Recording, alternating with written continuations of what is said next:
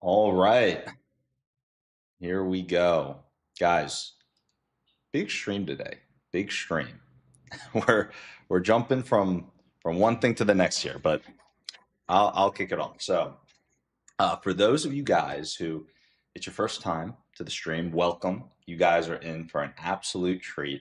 On this stream, we're doing a lot of things. So my name is William Samasegi, been a tech founder for the past 10 years. And on this stream, you're going to get to see the behind the scenes of us building tech companies live. Uh, we're on day 45 of building unicorns in public. Those two unicorns, you might be wondering, okay, what are these companies that you're going to get to see the behind the scenes of? One of them is a company called Sazmining, Bitcoin mining with renewable energy. But the big key is, let's say, I'm not sure if you own Bitcoin, but if you bought Bitcoin, maybe you bought it on exchange. So just like how Coinbase made it easy to buy Bitcoin, Sazmining, we're making it easy for you to begin mining Bitcoin. And there was actually massive news announced on our stream yesterday. And that news is that Sazmining officially is not just on three continents, mining Bitcoin in the US, Norway, and Paraguay. No, there's a fourth that was announced live, actually officially went live yesterday. If you'd been following the stream earlier, you knew that there was something happening. Officially, SAS Mining is now in Ethiopia as well. And so you get access to the lowest cost power across the globe and able to acquire Bitcoin below market price through the Bitcoin mining process. So that is one of the companies. Going on and on, but start mining Bitcoin, start acquiring some Bitcoin the way that Satoshi did. That's one of the companies. The other company is a company called MyWorker AI, myworker.ai. And that is actually kicking off this stream. We normally start with news, but this stream is going to be different.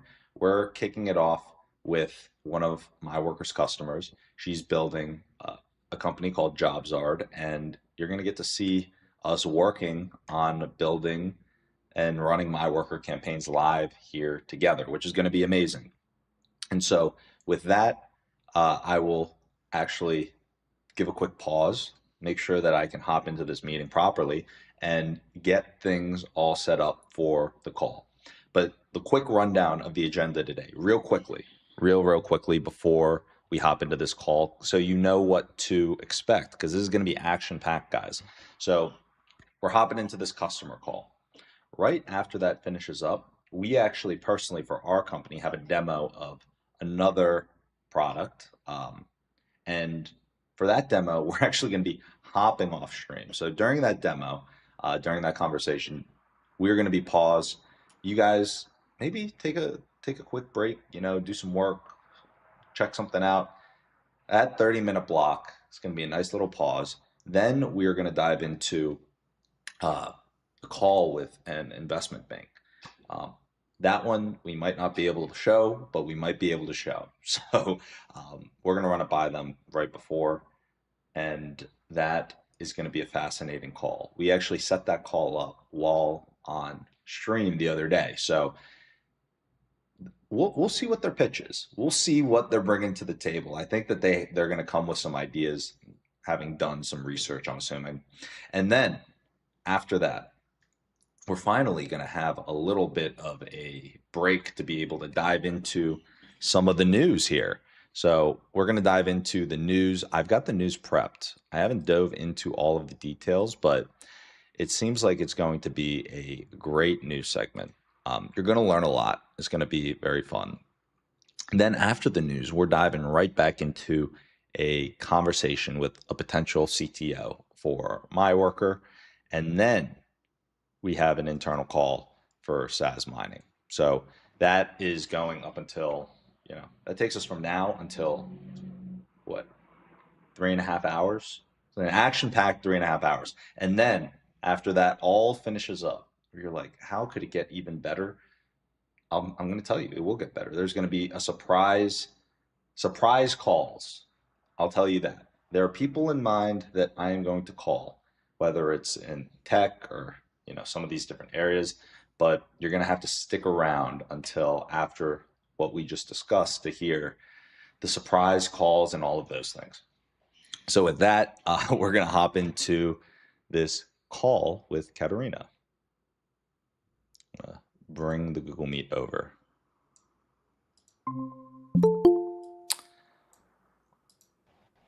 Hey, how's it going?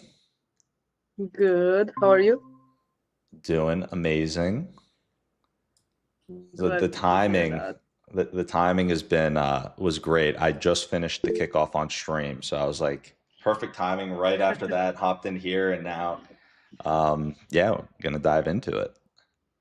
Nice, nice. Yeah, how's your week been?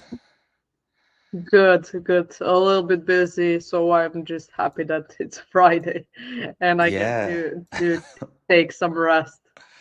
yeah. It actually, some weeks the days kind of blur together for me, and some weeks feel really long or really fast. This was one of those Yeah. weeks that was, for me personally, it just felt like I was surprised that it was Friday. Like I hopped on, I checked the calendar, I'm like, oh, I'm talking with Katarina today. This will be fun. Like it's like right off the bat, but I didn't really remember that. I didn't realize that today was, yeah, the week had gone by. It kind of flew by on my end. Yeah, that's good. That's good. Happy to hear that. Yeah, Let me just share my screen so we can dive right into it. But I had like the similar problem couple of times with these new campaigns, as I mentioned in LinkedIn chat. So those last two campaigns were pausing constantly, like on and off. yeah. And I tried the last time. I actually changed a little bit more on the goal side, but also ICPs, just to make sure that we are hitting the mark. And I also returned to AI filters and everything to see if it will work out. Today, it was working properly, so we will still see. But that's the only basically feedback I had there. Okay, awesome. And actually, I realized I hadn't gone through that piece in depth yet with you. So Hmm. if maybe what I could do is I could pull up a screen share and kind of show you how Yeah. how the tool works. Because in that section, Hmm. it might actually be useful to like I never really like just going through and seeing this tool kind of helped when I was trying when actually our tech team was explaining it. So let me pull Hmm. this up. So Yeah. let's see. Are you able to see my screen? Hmm. Yep. Awesome. So this tool is what's built into the this that search part of the campaign. Hmm. And so the problem that I guess are the campaigns pausing. That was because when we're going through this search of the like persona, so it's like looking at the persona and then trying to search and using this logic to find that, like to find the leads. It is Hmm. almost like running out of leads in that, and so Yeah. it takes some time for the it to all refresh and every. I guess you already know this. I might have explained it, but this is like the tool we're using. Um, Yeah. Yeah. which is kind of this tool just raised at a 700 million valuation because it's like Nice. AI agentic search API. Yeah. But yeah, I'll let you share screen again. But I just wanted to show you that this is kind of like what's built in behind the scenes that like all the data that's getting Hmm. ingested is being put into. Um, and I also have some interesting news that I think you're going to be really happy about. I'm really happy about it, but it was in part, you were part of the inspiration, okay? Some of your Yeah. feedback. So at the very last page of the campaign, our team's working on this right now, is we're going to add like a final section where like after everything's said and done, it'll show you, how like an example message of how it looks and Nice. like this is what the body's going to look like, this is what the subject is going to look like, and then allow you to Hmm. begin creating custom instructions that will Hmm. that like you can say, hey, we want to apply these custom instructions to have kind of what we were trying to like work around the other Yeah. day on the call. I was like, all right, we really got to prioritize getting this thing fixed up and rolled out. So yeah, wanted to Thank also you mention for that. sharing that. Yeah, that's amazing to hear and can't wait to test it out. Yeah, I think it'll just be really good to, give you that, and, just everyone that like ultra customizability at the end before the Hmm. campaigns go out. Yeah, for sure, for sure. Can't wait to test it out. Yeah, that would be awesome because from what I saw, in most cases, it's just basically that, like having that preview eventually and seeing what we can also add. And I think it will also help with, for example, this one when we are out of leads, for example, so it cannot refresh or continue the campaign itself. I think it if it's super specific where you actually gave it some specific instructions, it would be a lot easier to resume from that. Amazing. Also, one other piece of news that has happened since the last time we chatted is, nothing is fully signed across the finish line fully yet, but Hmm. we've gotten like a verbal interest of a lead coming in for a Nice. round with us. So, yeah, as soon as we close the next round, I think that you and we have some things we could talk about. Actually, how about in case, Yeah, so there aren't that many people watching, but maybe for for a future like short, or yeah. to let everyone know kind of what your company does, maybe you could kind of give the background that parlays, so you guys kind of know what I'm talking about. But yeah, what is what's the focus for JobsArg? What are you guys building, working on? Would love to hear more. Thank you, William, for mentioning that. But yeah, basically, we started off as an agency. We are still working on that side, but also what we wanted to achieve is actually building the platform for both job seekers and remote first companies globally to make a better connection between job seekers and companies actually. So without any extra agencies or anything along those lines. So of course at this moment it's not possible to just go ahead and have everything, do it on yourself, and do it on your own kind of platform, but we're getting there. So right now we have only our AI rating, which is which is focused on three key things, which are attributes, activities, and technologies. And that's the framework that we're using for the pre-screening part, where candidates actually come to apply. They will see three super specific questions. First one is always tailored to their hard and soft skills. Second one is more related to their key responsibilities on daily basis for this specific role. And the third one is focused on the tech stack. So whether it's a non-tech or a tech role, it's always some technical aspect of it, right?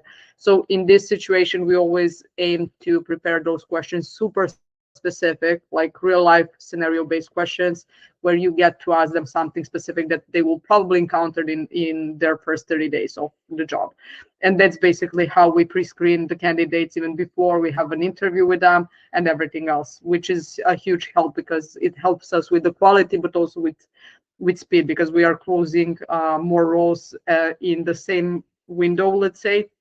For example, we had the biggest success we had was with three roles that we actually closed in less than a month, which was even before beta. So it wasn't even that good of a product back then. And it was a huge success for us because closing three super difficult roles at that point was kind of a tricky one, but we managed to pull it off in less than a month. So from starting with job description, posting job ads, to actually placing that hire. So that was a huge success there. And yeah, that's basically in general. We're placing top talent usually from LATAM, Southeast Europe, but also other locations as well. But most of our talent is coming from this side. They're all pre-vetted, so you get to choose only from, I don't know, 3 to 5 top contestants, and you get your hire, and that's basically it. Absolutely. So that's gives some good context to, what we're trying to do with, we're getting ready to raise this Yeah. round, going to be looking to expand the capabilities of the team. So it's not like me having to run around for every tiny little piece of scale in Yeah. the org. And yeah, it's super, super exciting. So in regards to the MyWorker campaigns here and the tests that we want to run, data we want to gather, and, you know, I feel like right now we're building like a data repository of Yeah. in a way of like, okay, like we're starting to get data on how different messaging works on these different campaigns. We're going to be able to, of course, see the trend line continue to go up, especially as some of these new features that we're rolling out Yeah. roll out, and then also we improve the targeting. So I'll leave it open-ended, but I guess what are your just overall thoughts, ideas, like X, Y, or Z? Just feel free to throw anything out there. And if you want to toss on screen share again, feel free to as well. But Yeah, yeah, then we can figure out how to make the best I use of can the do time. that. Yeah, that sounds amazing. Let me just do a quick screen share there.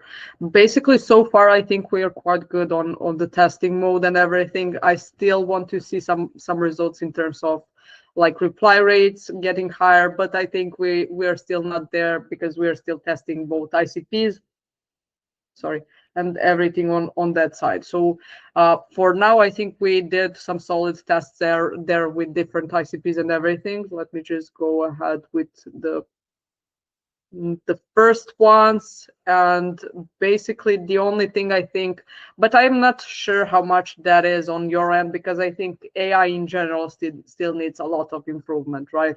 So in most Mhm. cases, what I saw and what we discussed even previously, always I think it's the messaging part. So with the ICP building, I think it's doing great. So of course it's on our end to figure it out and test it even more to be super specific. But I think the goals and everything that you already have in the campaign build up is quite good. So all the relevant information are there. You just need to find that sweet spot, I would say. But for the messaging part, I think that needs some polishing for sure. But again, we are using AI for all of this. So maybe that would be a quick feedback there. I don't think I mentioned that previously.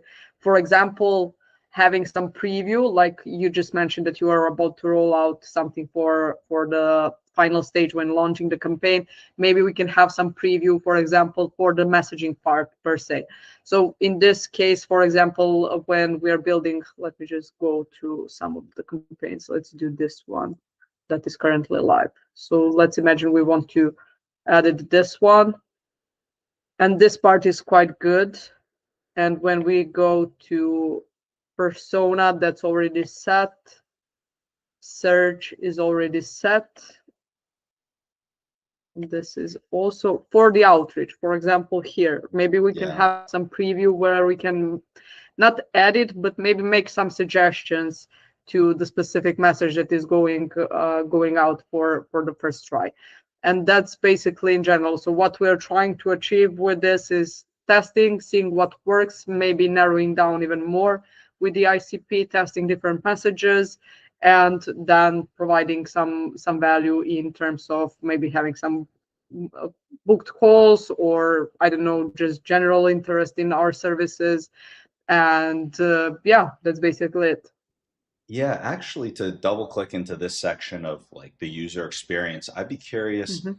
Um, yeah, I think that this would be the place to do it. Let's say that you had uh, it's kind of hard to visualize without like an actual thing to click Yeah. around. So feel free to let me know if like some piece doesn't fully make sense. But um, let's say that like it there, or actually before I even like bias it, how would you uh, just thinking through like what would be a good experience for you? What do you think would address and uh, like basically be the best experience based on everything that like we've been talking about, and like based on the usage like and the control and everything that you want in different areas, instructions. So loaded question, like very broad, but yeah, what do you what would be the best experience on your end? I think maybe some general playbook in terms of, for example, we went on the first call, which I think is super enough for setting up the first campaign, even if it's just for a test and it's not going live. So just getting into that feeling how everything should be set up. So from the company info to personas and eventually to campaign building, but also having a playbook, for example, let's say in the meantime, if we don't have any further calls after that, or we just have, I don't know, monthly calls, at that point maybe I can use some playbook with specific areas where it might be able to improve, or some specific messaging that we might be able to test, or something like that. So think of the things that we actually build for the GTM side of things in our Google document, Yeah. something like that.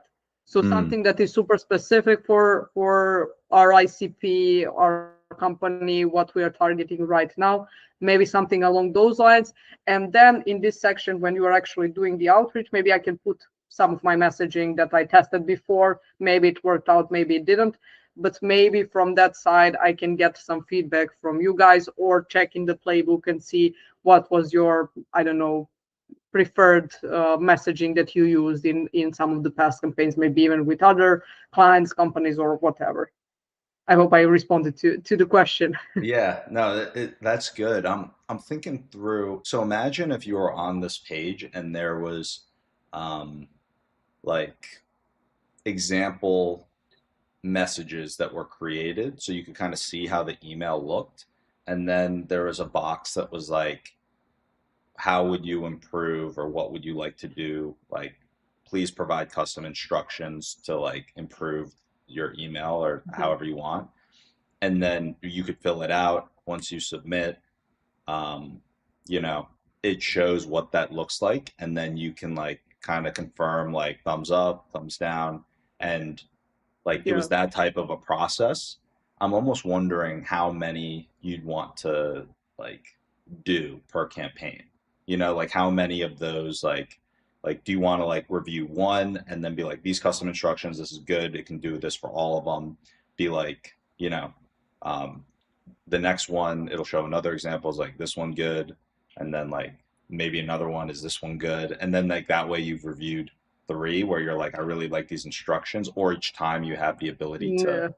to add more custom instructions and then like see what that looks like. No. So okay, no, just like No, one. no, because yeah, you would get lost, because I know when, for example, I'm iterating my messaging, for example, with ChatGPT or whatever I'm using at the moment, when I have like 10 options at the same time, then I cannot choose. Like it's Yeah. a lot tougher to choose, especially if, let's say, three of them are good. So how do you pick one, right?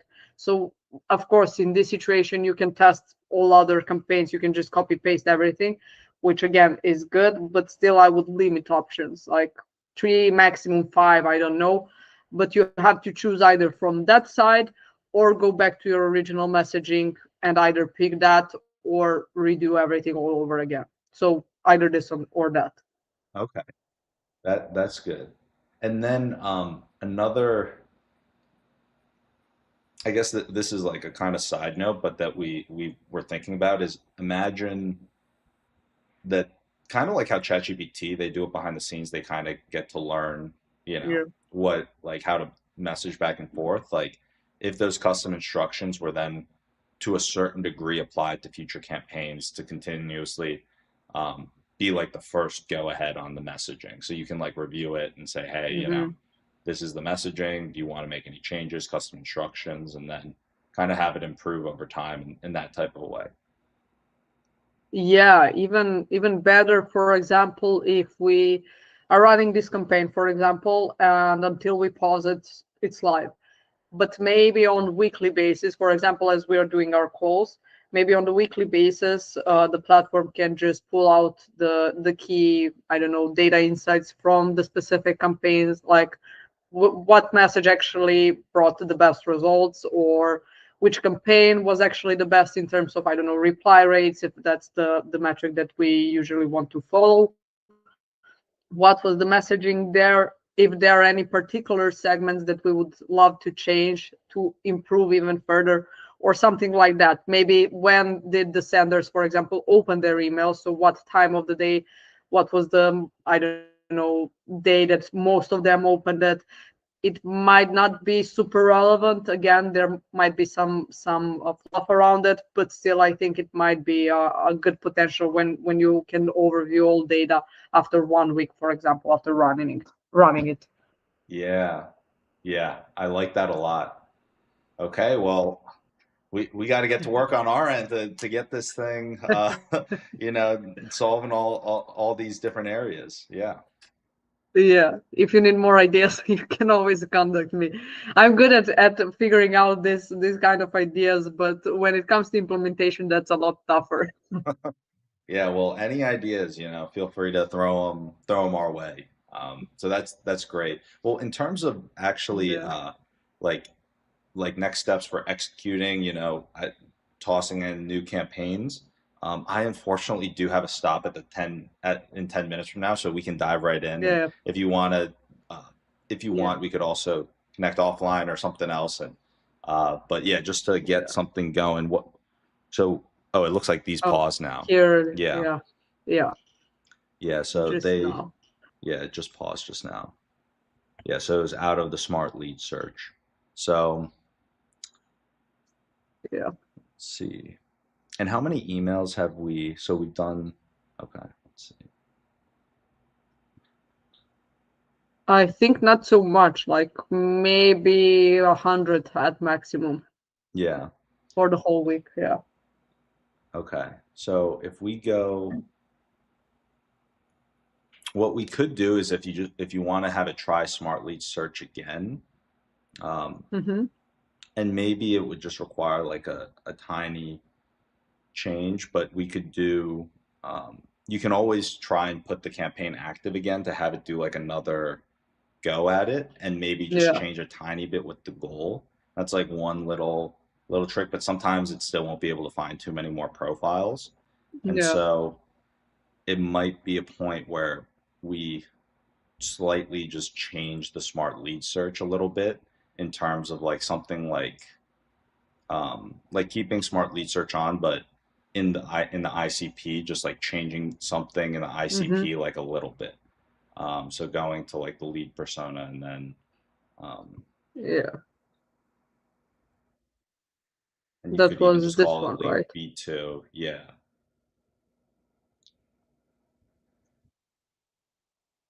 Got it. And so then Do you here, if we, think we should change something in, sorry. I would say that like if you scroll down to target audience, Mm-hmm. right now it's B2B SaaS AI dev tools.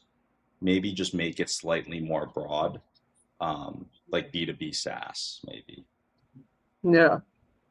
And then, yeah, and then at the position, let's remove that word primary, just leave it CEO, and then maybe CEO, comma, founder. Mm-hmm. And then if we scroll down into the solutions and objections, okay, yeah, I think that these are good. I think Yeah. with this, that could open some up. So if you Mm-hmm. duplicate that other campaign and then Yeah. launch Let me this just one, do this one as well yeah, because it's also paused, so it's probably more or less same. yeah, yeah. So for Okay. the industry, let's see, so marketing, creative industries, yeah.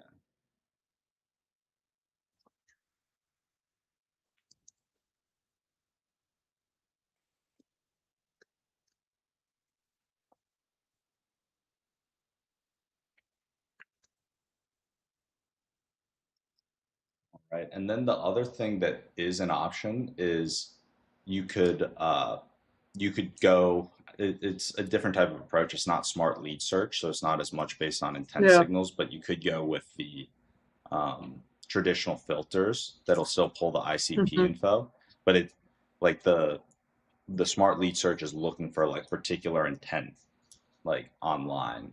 Yeah. So it might just not be finding people with that intent at the moment.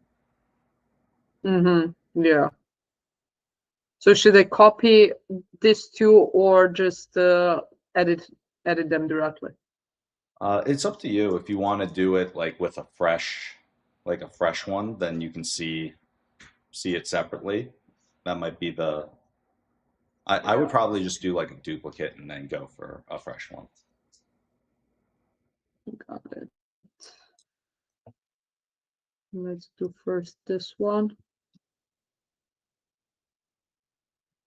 So we will have again copy.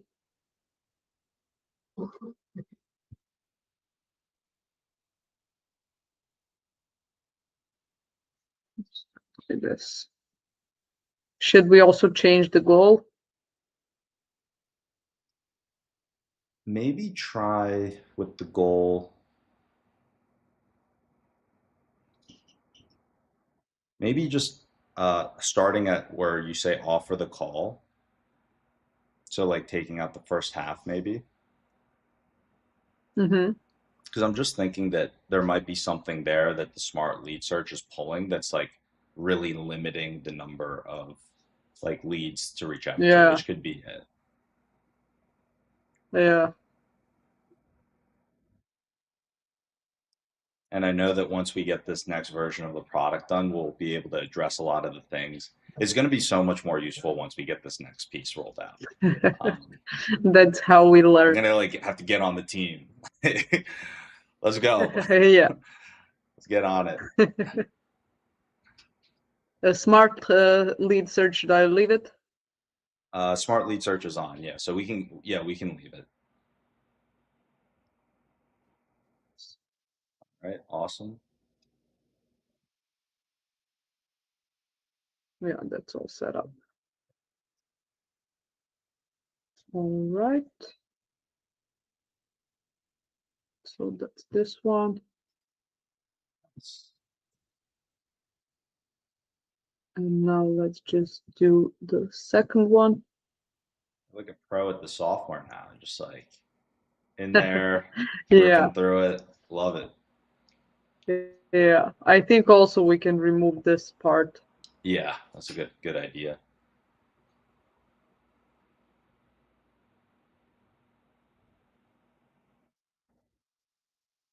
Should be good.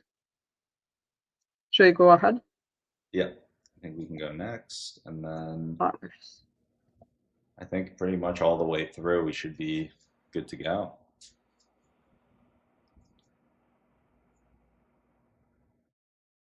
Yeah. Oh, and like them wanting to unsubscribe or anything, should I take some action on that side, or that's handled directly from the system? That's handled directly from the system. It should just Got it. list them as not to be contacted. Got it. All right. Yeah. Yeah, I think we're all set on that side. I'll test out a couple more to see what's working and what's not. And yeah, that's basically it for today. Yeah, and I will keep you in the loop once I hear back. Hmm. Like all of that's getting scoped at the moment in terms of like working on Yeah. how exactly we're implementing it. But it's been mentioned that this is like very high priority for us to get this going. It's been made abundantly Thank you. clear. So I am we're on it. Like that's the big thing we're focused on at the moment. So as soon as I get a date Yeah, for when that will be ready, you will be the first one that I reach out to let you know that it's ready. Um, yeah, perfect. it'll be exciting. Perfect. Thanks again, really. I'm always happy to reconnect, and yeah, let's keep the ball rolling. Absolutely. Awesome. Thank you so much. Take care. Thank you. Bye bye. Alrighty. So, we got another call here. I'm going to have to mute myself and I'm not going to be able to be on stream for that piece. But what we can do is we will, oh, I'm going to bring my video up here.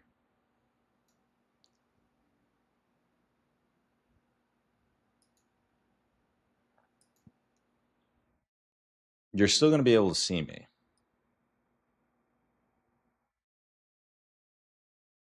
But my mic is going to be muted. So that is the game plan. So I'm going to be muted. I'm going to put down a countdown timer. That's what I will do. Countdown timer. So you guys can see how much time we got left. All right.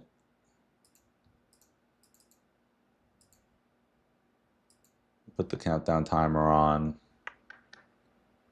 And then I'll do up here. Put myself like that. All right, I am now going mute, so I will be back.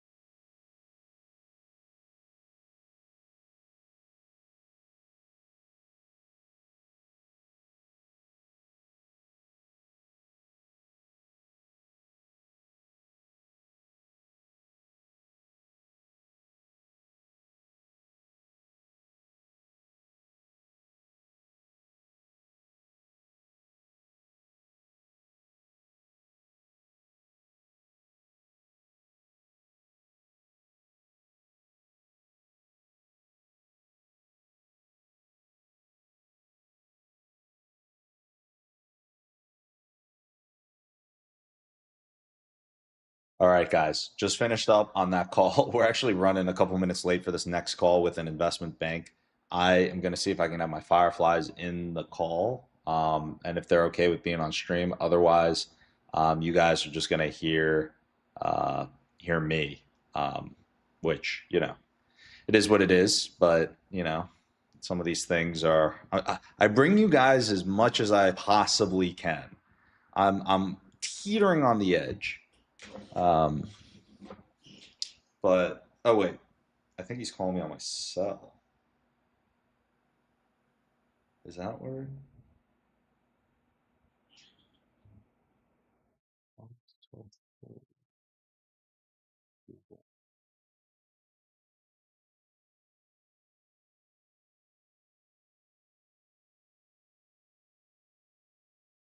Oh, I can join it from here. Okay. I'm gonna have them muted at first, but you guys are gonna be able to hear me.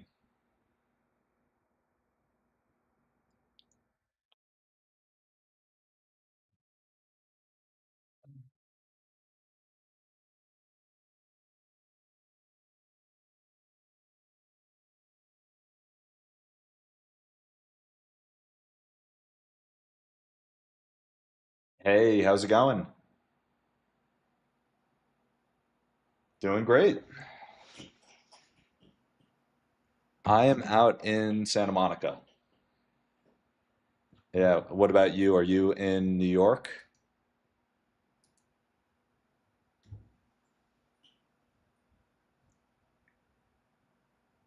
Oh, okay. Very cool. Yeah. Very, very far away.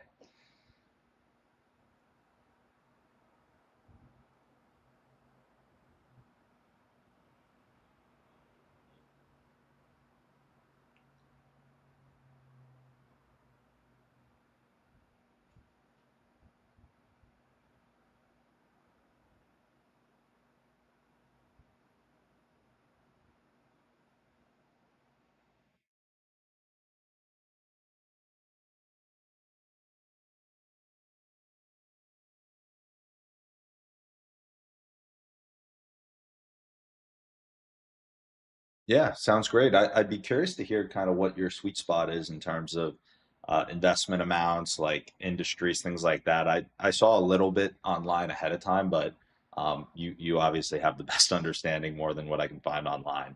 So yeah, I know you've probably done a little bit of background, seen we're working on two companies, MyWorker AI and Sazmining, and so maybe one of those falls into your bands.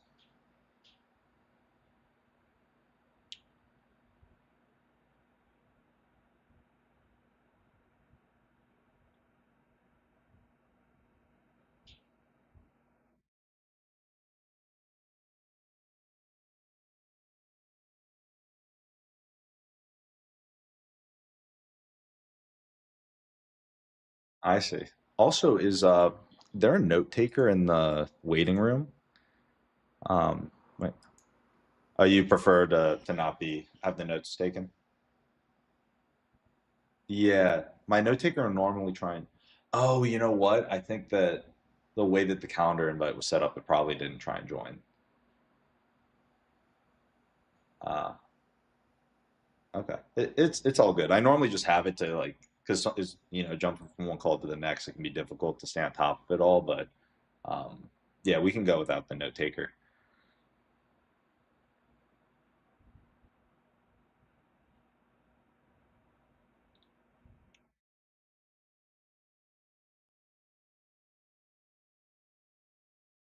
Yeah, well, actually, before diving into that, the one other final question I would like to know just about your firm is like how you guys traditionally engage with companies, and like what your process is. Like, I'll like assuming that there is a fit with the companies or the industries, and just want to make sure that like even before like diving into all these details about every single piece of both companies, that like the model actually works, you know?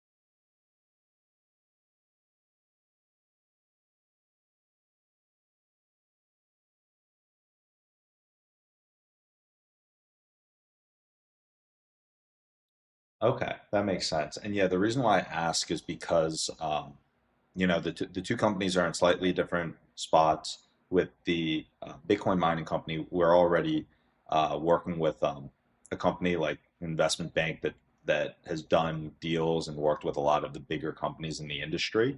And because of that, uh, I don't think that the services are necessarily needed for that company.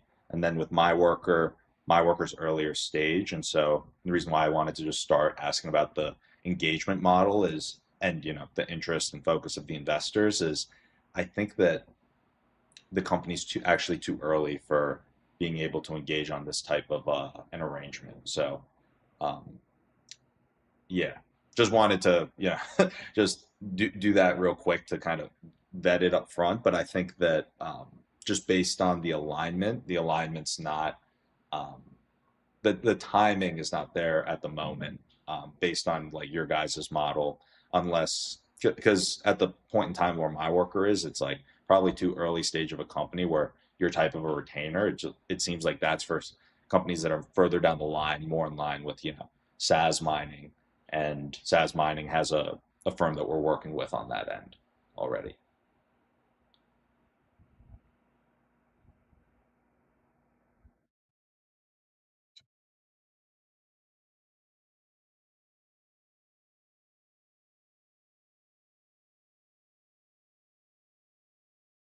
Yeah, yeah, basically. Yeah. So the timing, I think it just comes down to the timing piece. Yeah.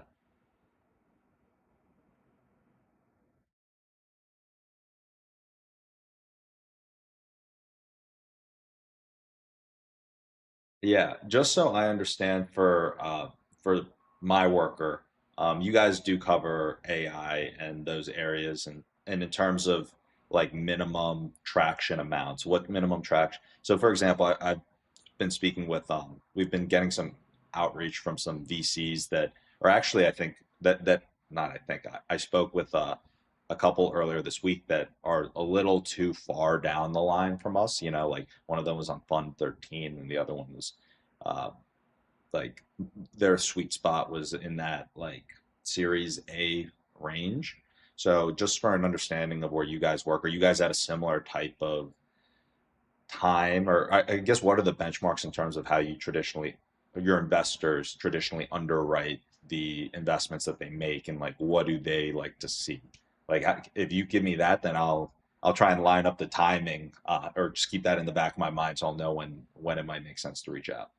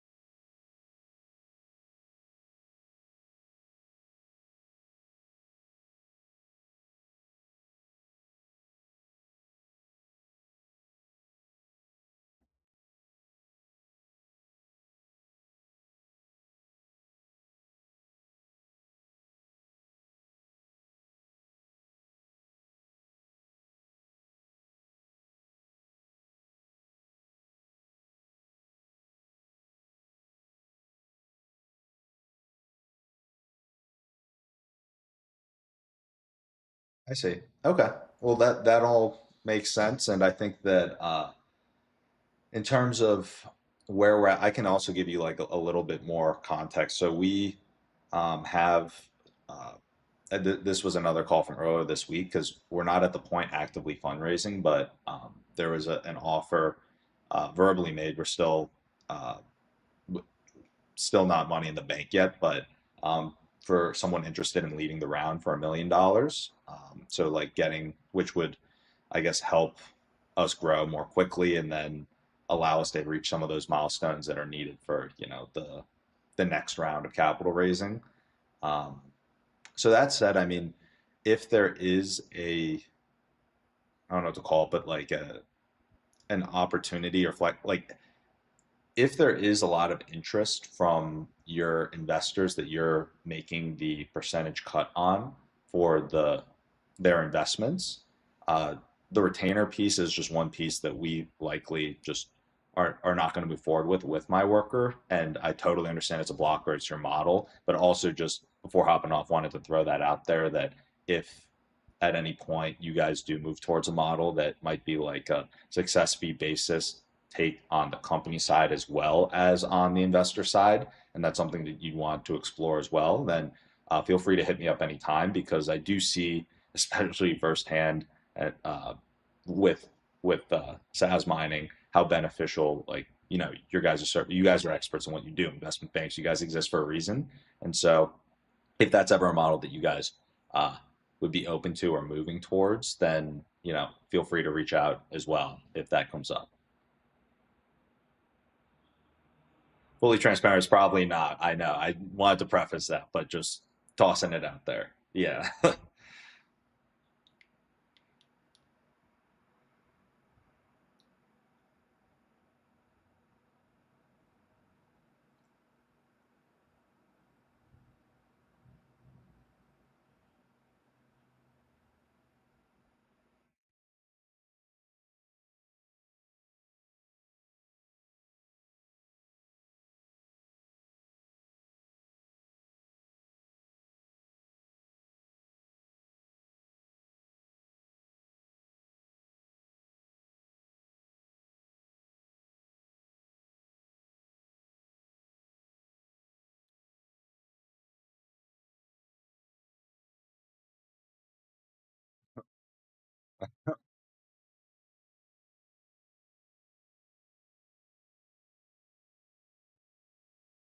Absolutely, man. Yeah, I appreciate your time as well, and best of luck with the rest of the calls. All right, take care. Bye.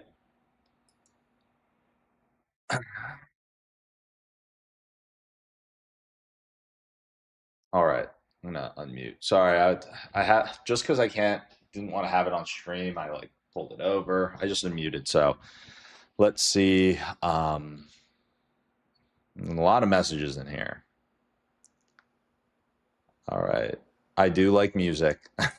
Actually, this is a little uh, this is a little problem I ran into early on is I was playing music that I liked on stream and I got copyright strikes and then got put in YouTube jail for a short period of time because I was playing music that I wasn't technically allowed to play. So I ended up finding some playlists that are royalty free, like that are not going to put my channel under copyright strike if I play. So, you know, I'll play some right now, give you guys a little taste. Here we go. We'll shuffle, smart shuffle.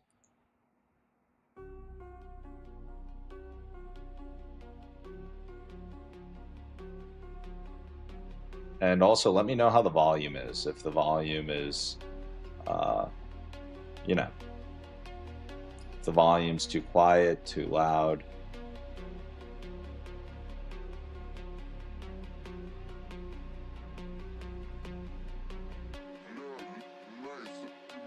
Yes, we're doing Bitcoin mining.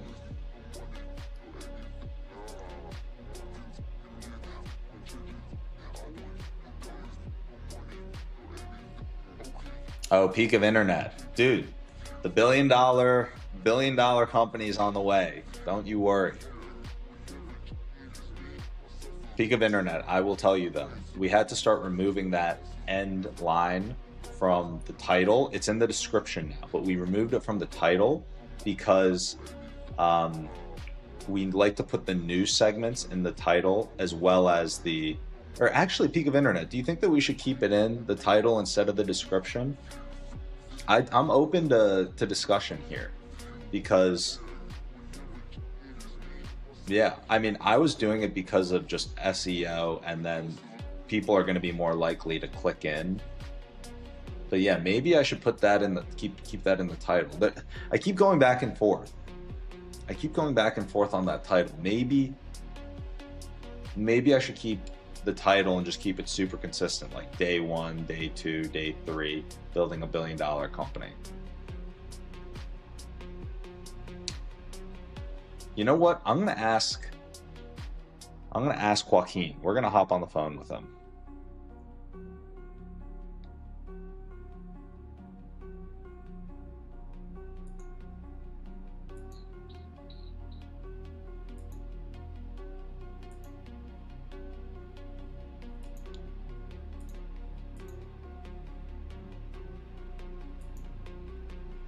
All right, guys.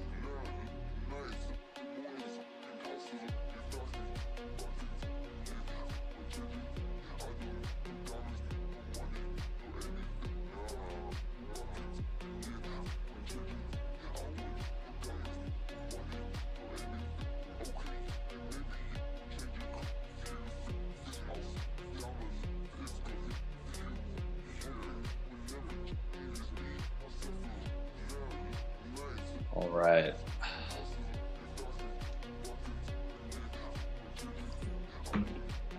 So we have this countdown timer going. We're gonna go through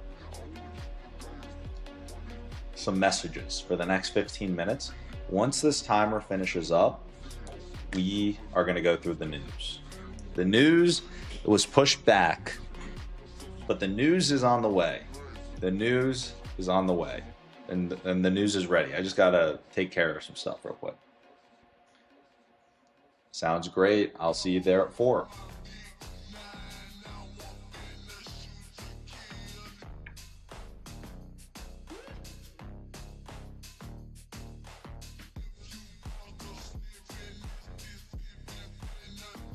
All right, Friday leg day, guys.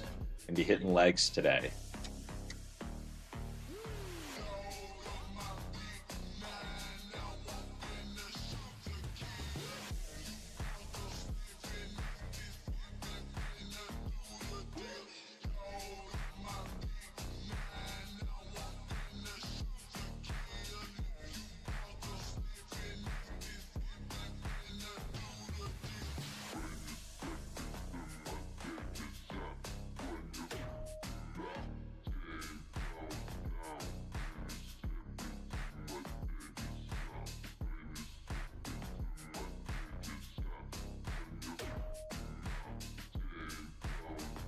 Dang, guys, we got tons of messages. Holy crap. Guys, the world is moving quickly. Okay? Things are happening. Things are happening.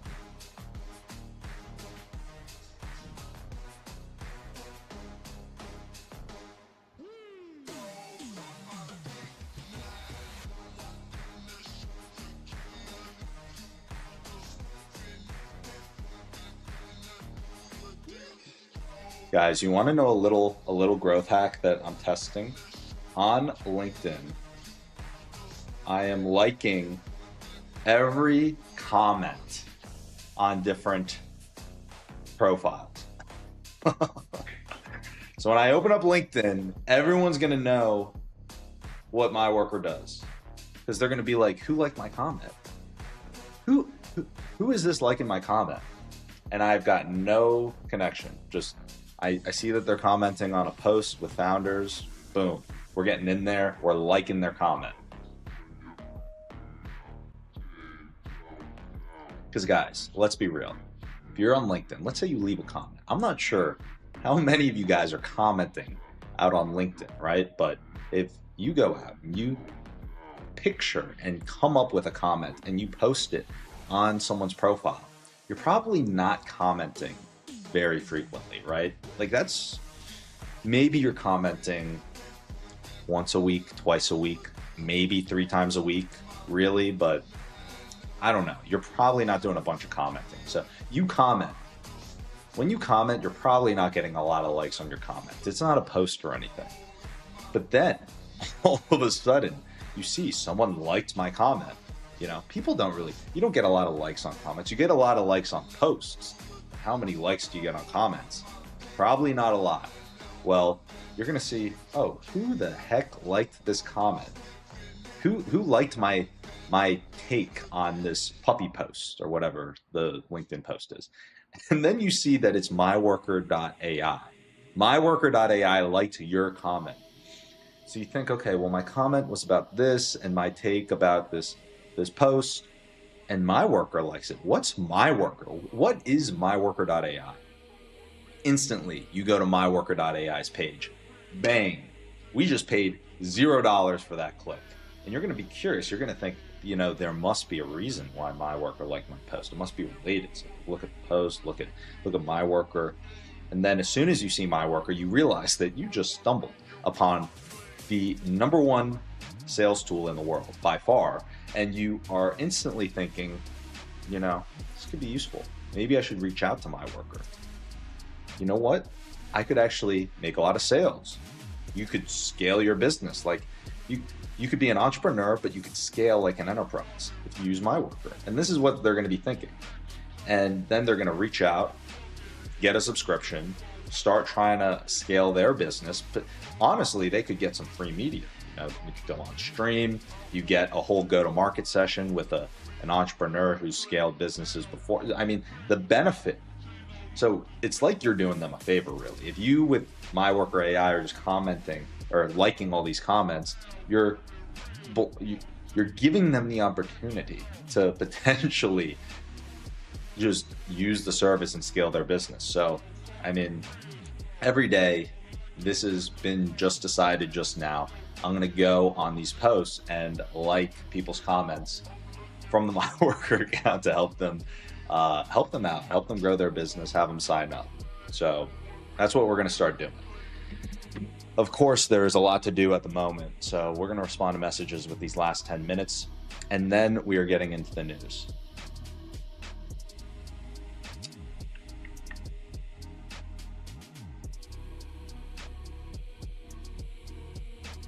OpenAI. Guys, there's an OpenAI event that needs us in attendance that I just got sent. So we are going to fill this out for founders. And we are a founder. So that actually seems like it's perfect for us. We also use their software quite frequently. We give their software a lot of usage and shout outs on the stream. So it's like we're doing free marketing for them.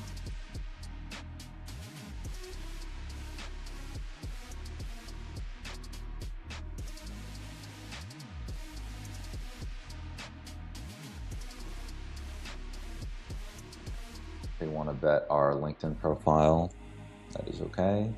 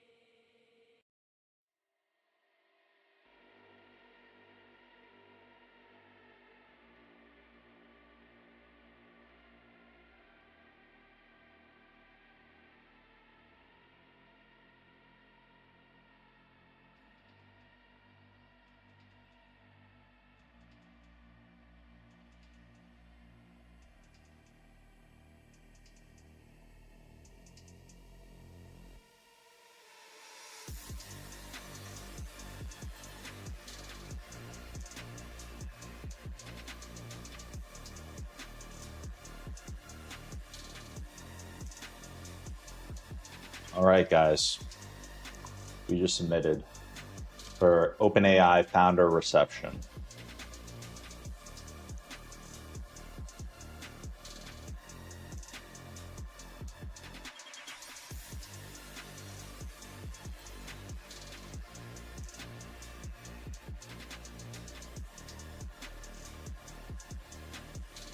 Oh Bros, my look at this God. Wagyu.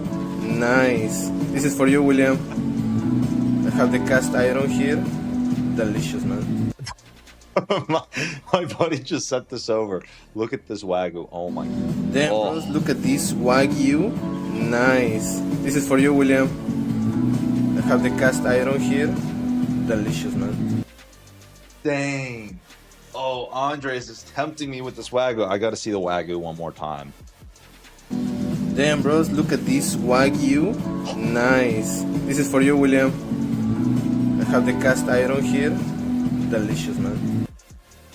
Just the way that Andres talks about this steak is hilarious. All right. All right. Let me bring this back over here. That looks, oh my God. Oh my God, guys. Look at this. Look at this steak. Oh my gosh, I'm getting hungry now. Yo, Andres, that was the most beautiful video of steak I've ever seen. I am now so hungry. I wasn't hungry before, and now I am hungry after I watched that video multiple times.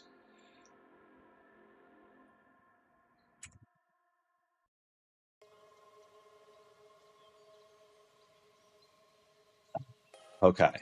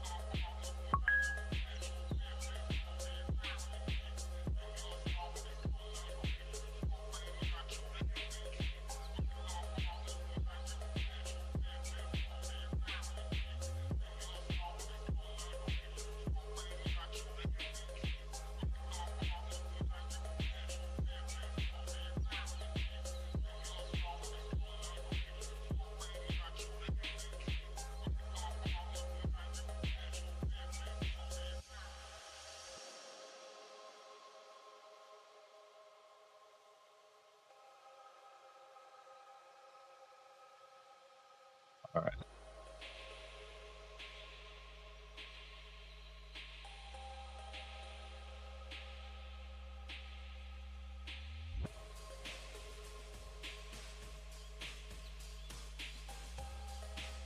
All right, guys. I realize that I look like I'm like being hypnotized when I work. You guys probably realize it. You'll see and you'll say, Will looks like he's being hypnotized. He looks brain dead when he works.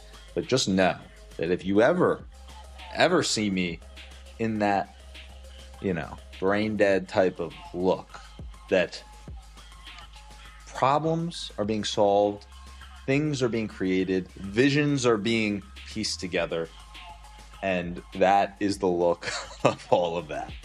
Just keep that in mind, because we're on stream for hours and hours and hours a day. I mean, it would be impossible for me to spend all that time not thinking. And so that is my thinking face. Not all of us were blessed with sophisticated art, I don't even know the word. I feel like we need to make up a new word for it, but not everyone was blessed with a sophisticated thinking face, okay? So if you were, consider yourself lucky, okay? Consider yourself blessed, because you've seen my thinking face, and it is not the most sophisticated, this guy has it going type of thinking face, It is what it is. It's more of like the deep thinking face, I would say.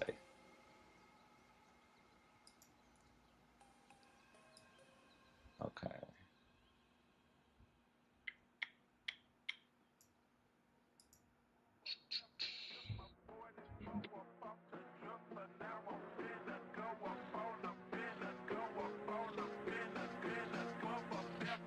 All right, guys. And also, if you're watching still, we're almost into the news, but make sure you subscribe, okay?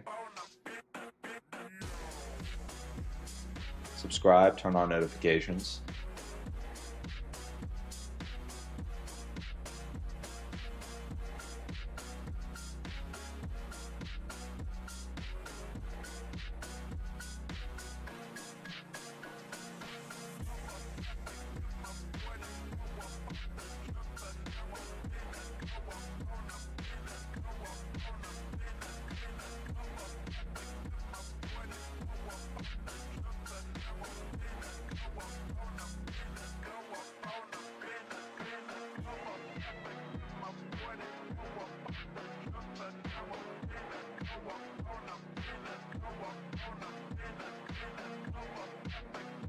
All right, guys.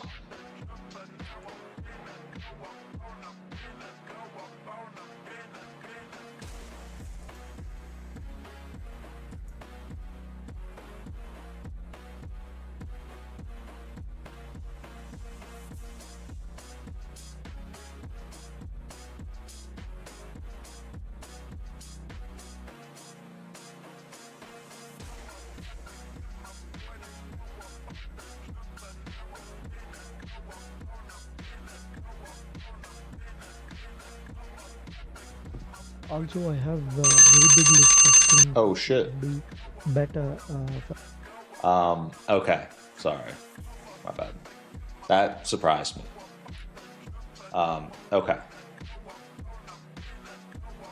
I'm going to pause this because I need to listen to this voice message. Guys, about to go into the news. I'm going to listen to this one final message. After we finish this message, then we will go into the news. For the portal, a very big list of things which we can do better for the portal and for the user experience as well as architecturally. Like I have seen the scraper sometimes is not properly going and scraping the website of the link which we give. So yeah, I think I have very big list of things to things where we can excel. Yeah.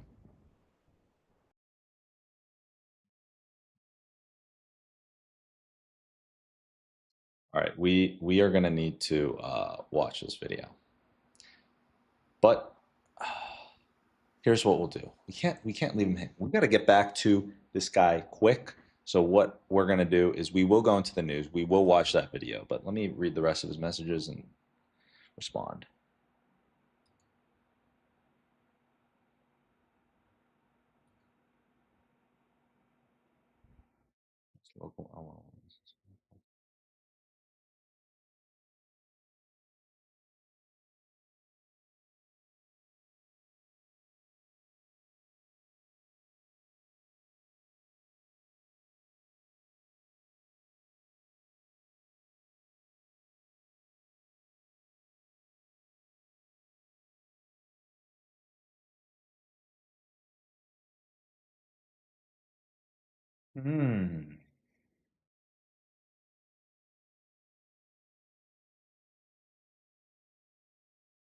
I like this guy.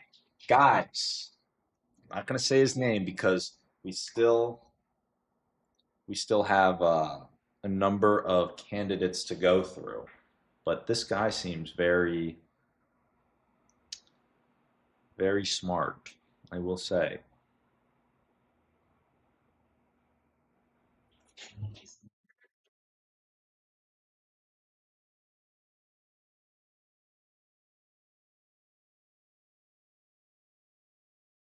We've got two.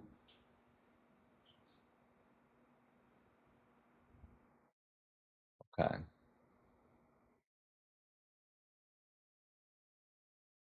Okay, we're gonna have to speed run, guys. A lot to do before this call. We've got a call coming up with another CTO candidate. It's a second call. But before we dive into that, I gotta respond to this other message. So I'm gonna say,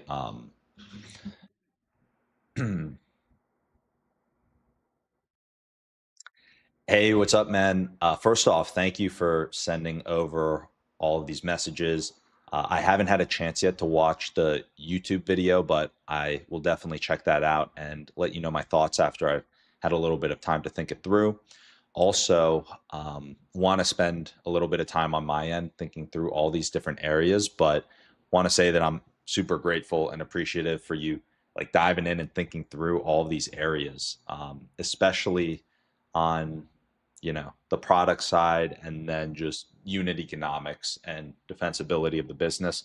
All of these are very, very important areas. And yeah, just wanted to, I just went through the messages and everything. And so wanted to just give you the initial thoughts right off the bat.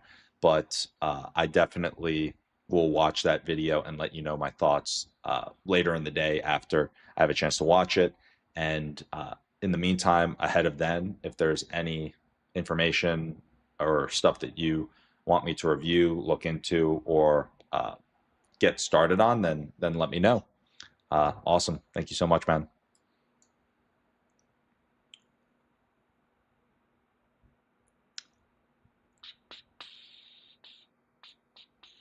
This is GPT that running quantized local OLMs. Two models.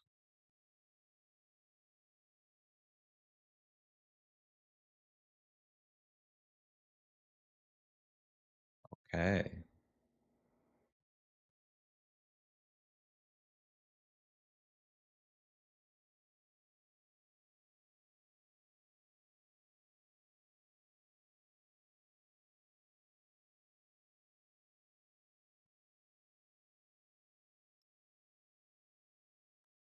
As I have so many ideas running through my head right now. Good ideas. Like the good news ideas is just like which good path to choose. That's what I'm trying to figure out.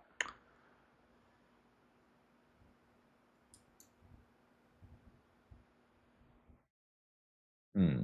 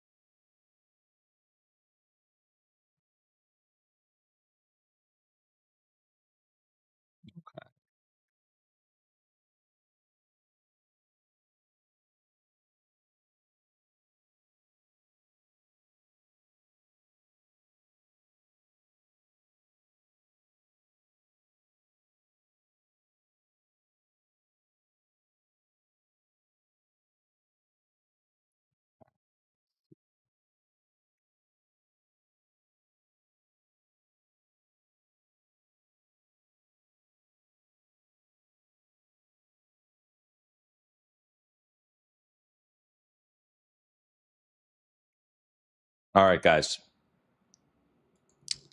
We're diving into the news here. The long-awaited news of the day, Friday, September 2026. We had a lot of calls. We had a lot going on. We were chatting with amazing people today. Unfortunately, you guys were not able to see every aspect of every conversation, but we're doing our best. Now, into the news here. First piece of news.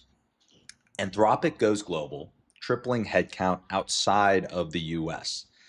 So what happened? Claude is going global. Anthropic's tripling international headcount and opening in Asia. Out in Asia. Anthropic's doing this. Anthropic said it will triple its international workforce, hire across Dubai, London, Zurich, and open its first Asian office in Tokyo. Guys, Anthropic's making moves over here. It cites surging overseas demand, most Claude consumer usage, is now outside of the US. Enterprise customers jumped from over 1,000 to over 300,000 in 2 years. Revenue rate, the run rate revenue climbed to over $5 billion. Guys, what the heck is going on here? What is going on? There's a lot of revenue being made, a lot of customers being brought on. Okay, so why does this matter? So why does this matter in particular for founders if you're in 1 to 100 million in revenue? Well, if your teams or customers are in the EU, Claude access supports SLAs and pricing will get better fast. That raises the bar on your agent user experience and model governance internationally. Okay. And then AI's take, expect localized Claude SKUs and more regional evals by Q4. So worth A/B testing against GPT in markets like Korea, Japan, and Australia. All right, guys, this is some pretty interesting news. I didn't know a lot of those things. I mean, tripling headcount at Anthropic, going global. I didn't realize they have a bigger international.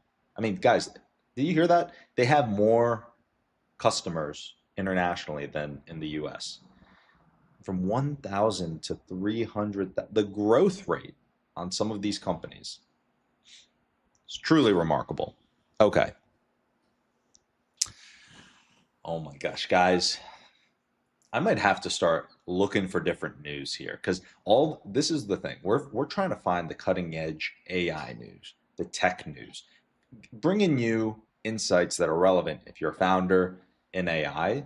But I gotta say, the amount of energy data center news that is happening and going on, it feels like every single day. I haven't even read this piece of news. I just read this first line, bring your own power, US Energy Secretary on data centers. I'm like, more data center news. But that's okay. So the hook, BYO power. Don't expect the grid to carry your whole data center. What happened? At Climate Week, New York City, Energy Secretary Chris Wright said fast-growing data centers should plan to generate their own electricity when the grid can't keep up. I've got a lot of thoughts on this, but let's finish hearing what happened. BYOG, bring your own generation.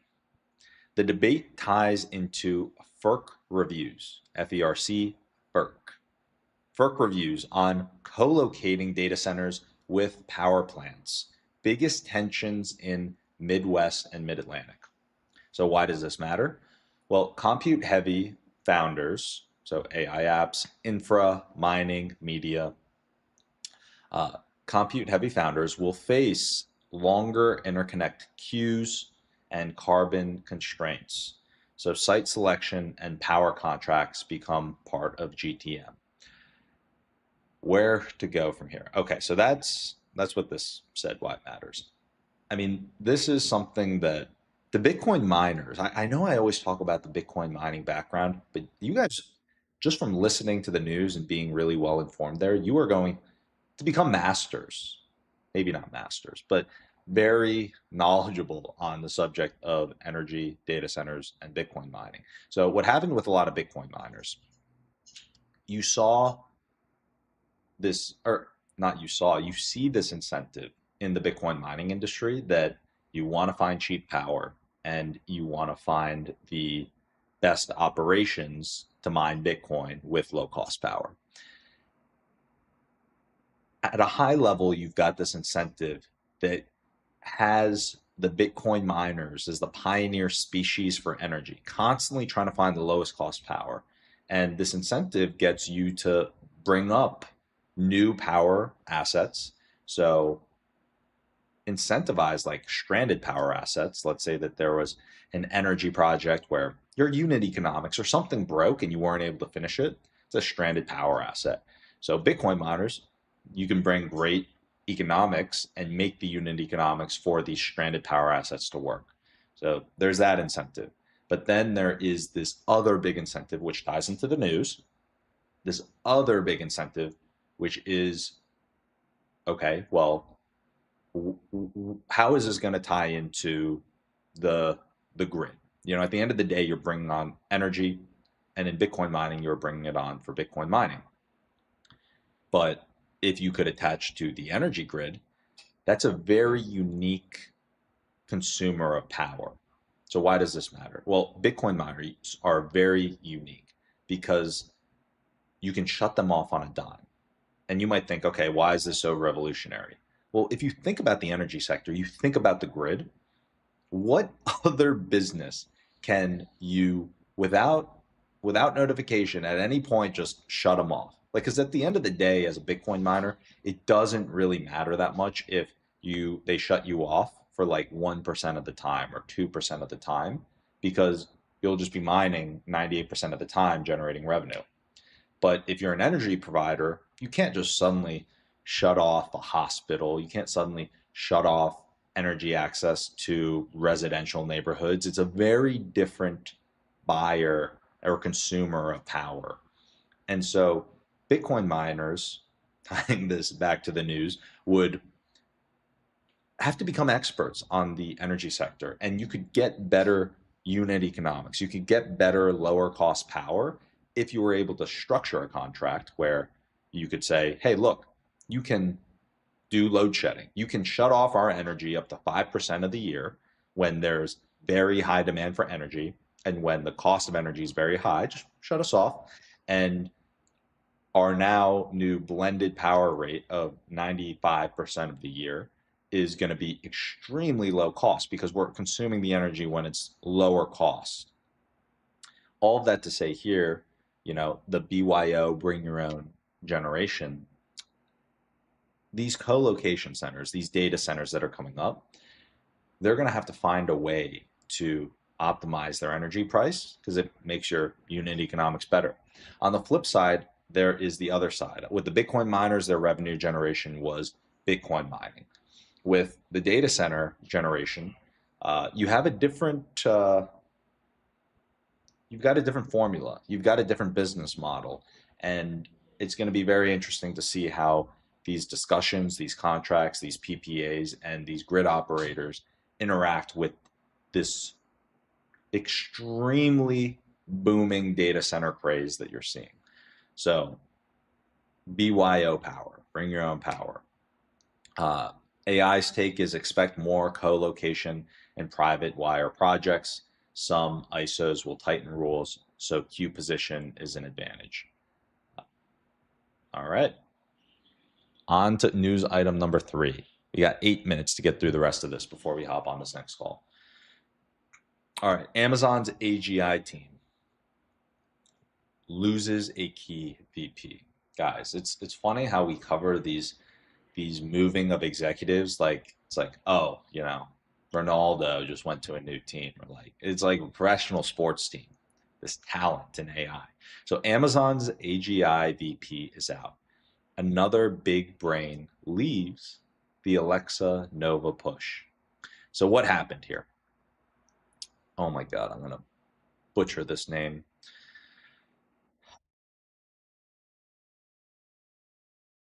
I'm sorry. I'm sorry to this person. Karthik Ramakrishnan, 13-year Amazon veteran and a leader in AGI, Alexa, resigned. One of several recent high-profile AI exits, Amazon has invested about $8 billion in Anthropic and is pushing Claude into Alexa while AWS races rival platforms. So why does this matter? Leadership churn at a platform you build on, Alexa, Bedrock, equals roadmap risks for your integrations, skills, or voice agents. Yes, if your leaders are churning, you're risking a lot. Your roadmap is at risk, okay? We've all experienced it. AI's take. expect accelerate ship memos. Okay, expect accelerate ship memos from AWS leadership, plus feature reprioritizations in Alexa Plus. Watch for deprecations. All right, it was worded kind of weirdly from AI there, but you know, it is what it is. You could have some feature prioritization, reprioritization. I mean, guys, if your leader leaves, then things are going to change. I mean, not rocket science here. Okay, next piece of news. EU DMA. Google poised for first DMA era fine. DMA bite incoming, okay?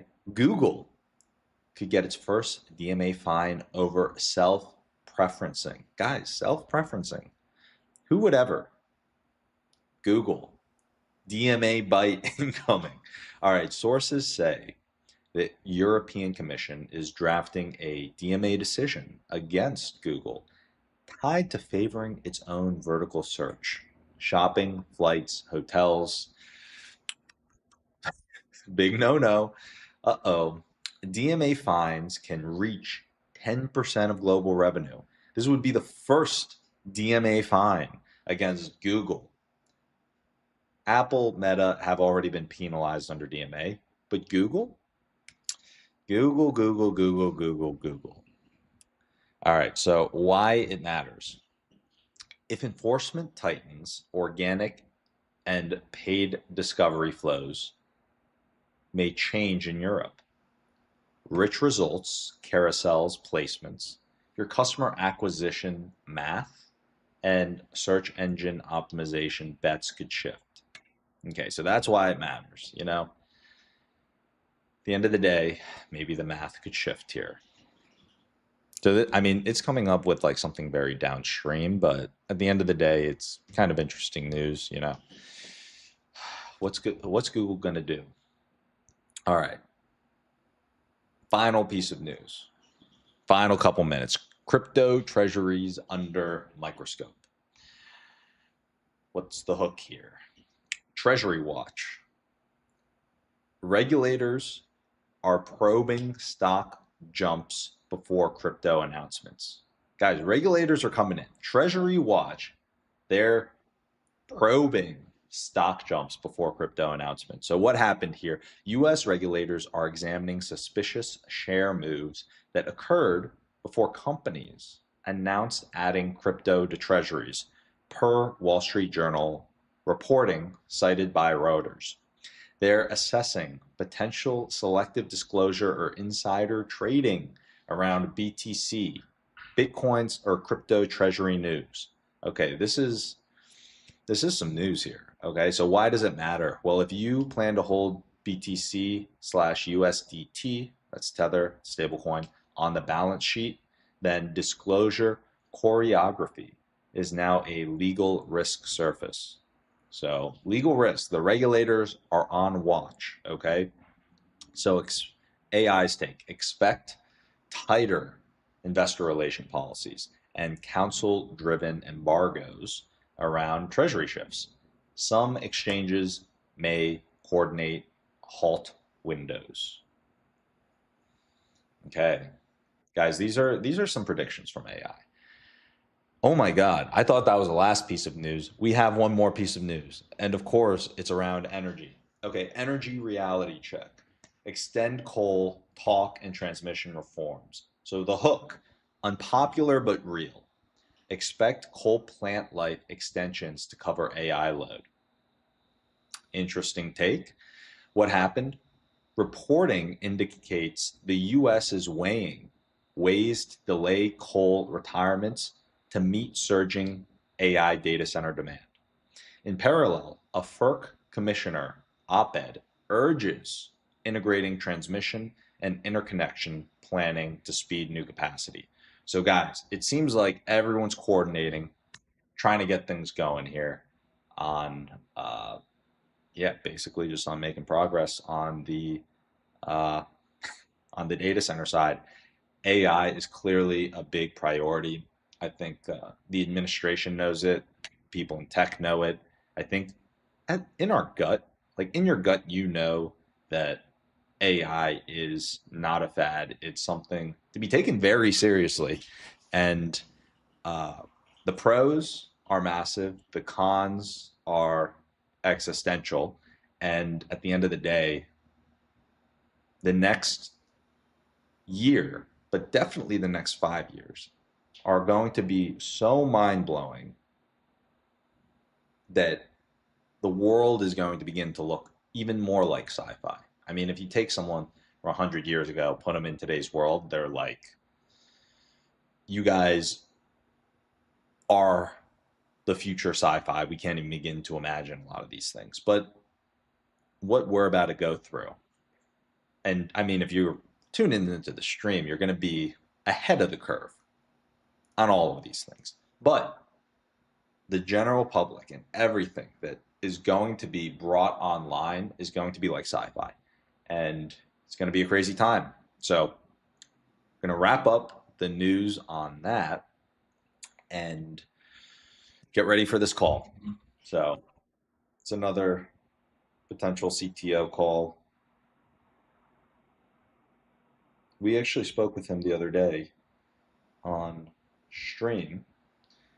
This call, we are going to I'm going to mute his end. I'm going to keep my end going. So you guys are going to be able to hear me. But yeah, we'll do that. We'll do that. Um,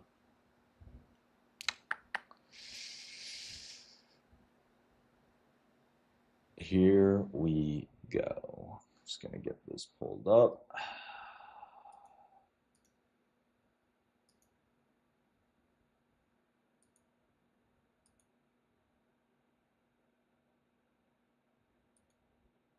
Note of that. All right, I'm going to mute the headphones so you guys can't hear, but there you go.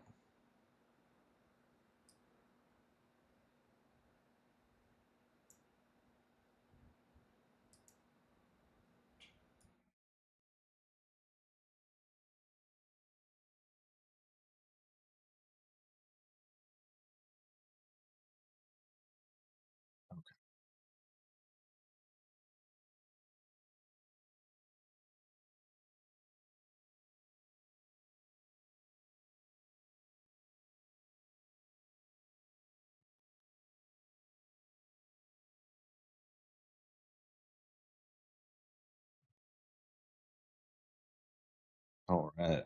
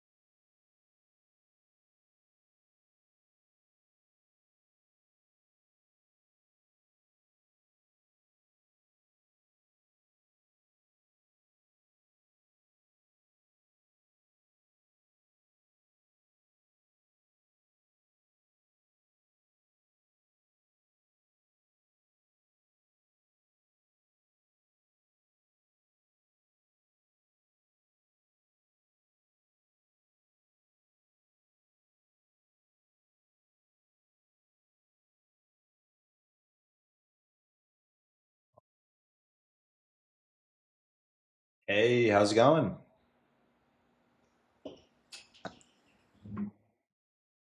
Oh, all good, man. How's your Friday been?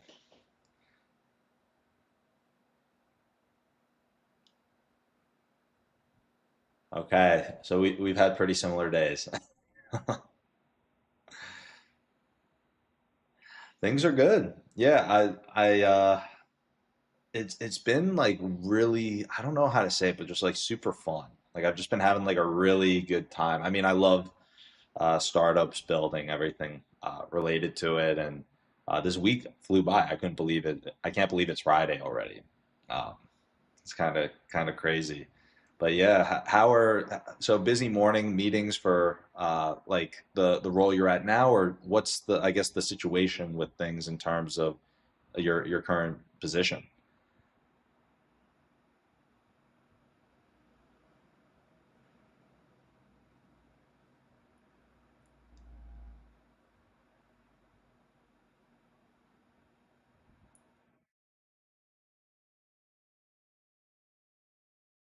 Hmm.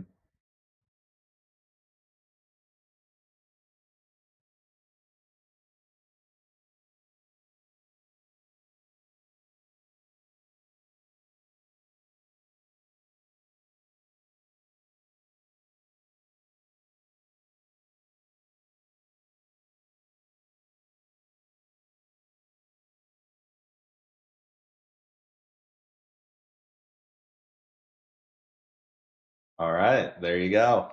Nice, man. Well, I guess to continue the discussion, one of the, I think I mentioned it a little bit last time, but like got the goal timeline to try and really like get everything figured out. But at the end of the day, uh, there's like an order of operations to things, like also not to rush it. With that in mind, would love to also use the time on this call to just answer any questions you might still have outstanding, but also get an understanding of like what from a time commitment and ability to be able to take on a role like this, just understanding and assessing the fit side a little bit deeper, and then yeah, just keeping that conversation going is really the goal. And the North Star is like, hey, hopefully everything lines up, it's a fit, and like it's great. But I think that that's one of those things that takes time. So uh, that's ideally. I know it's not like a super set tight agenda for the call, but just I guess digging into a little bit of those other areas was my thought process.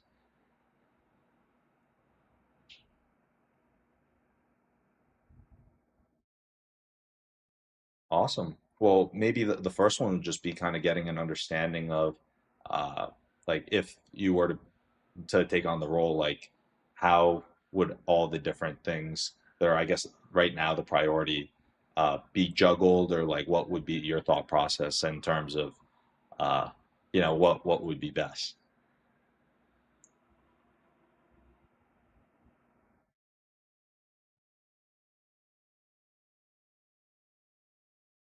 Yeah.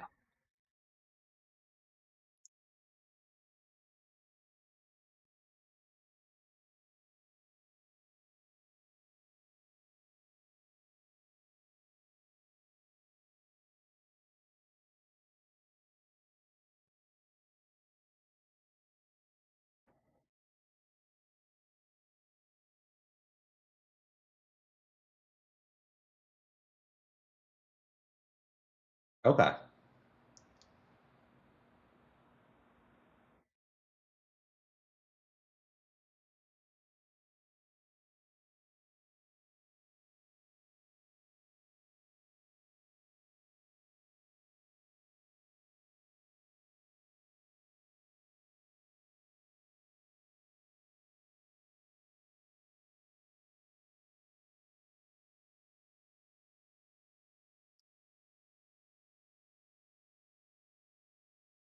Yeah.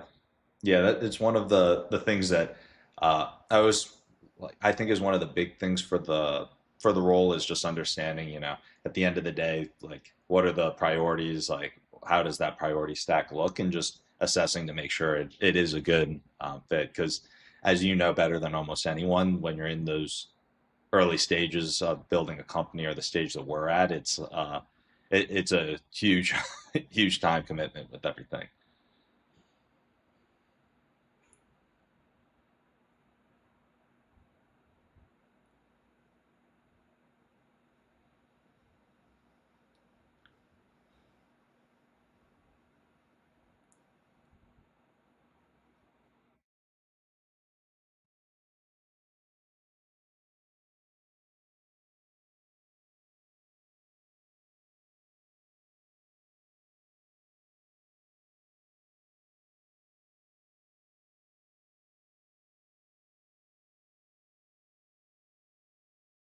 Yeah.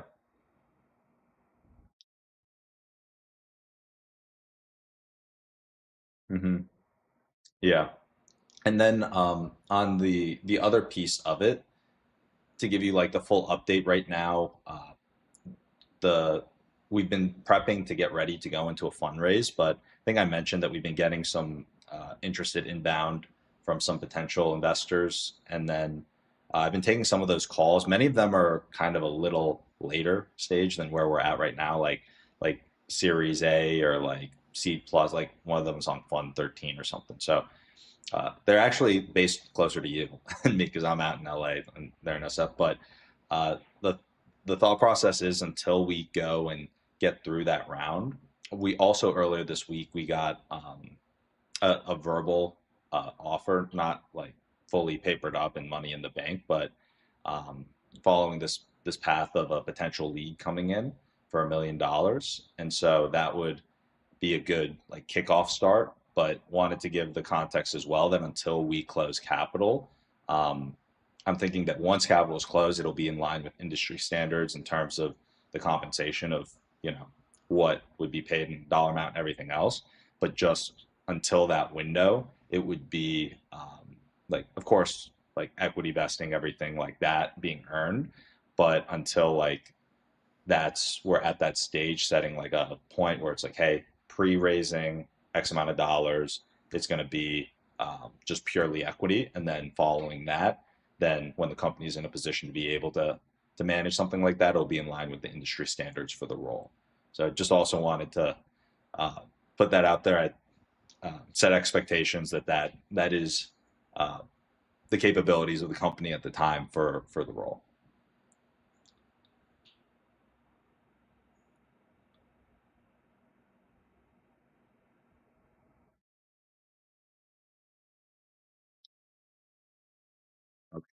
Okay, awesome.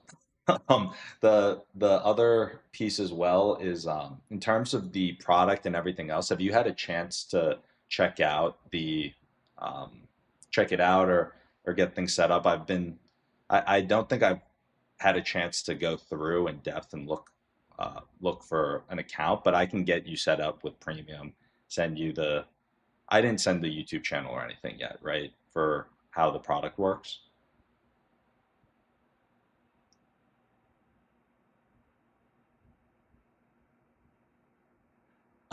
No, I sent a voice note. I haven't sent over the YouTube channel or getting an account or anything created, but I think that that would be a good step as well, so you can kind of see the current capabilities of the tool, and um, and then kind of just allow us to like I'm trying to think of the best way to phrase it, but to get you up to speed with everything and to kind of see what it's like working together and getting all of those pieces aligned. Feel free to like shoot me any questions or anything on WhatsApp and everything, and I can get you into the software.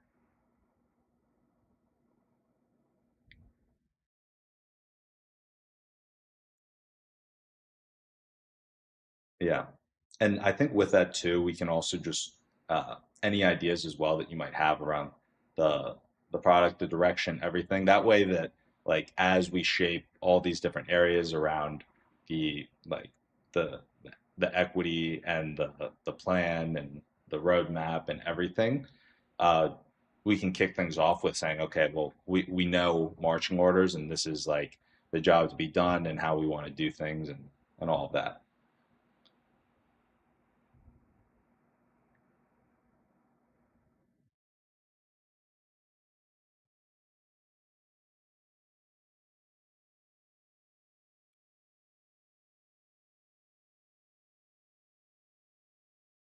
All right, amazing. Wow, we've been blowing through this. Also, is there anything that comes to mind on any of the points we talked through so far, or any questions you have, or just anything that comes to mind?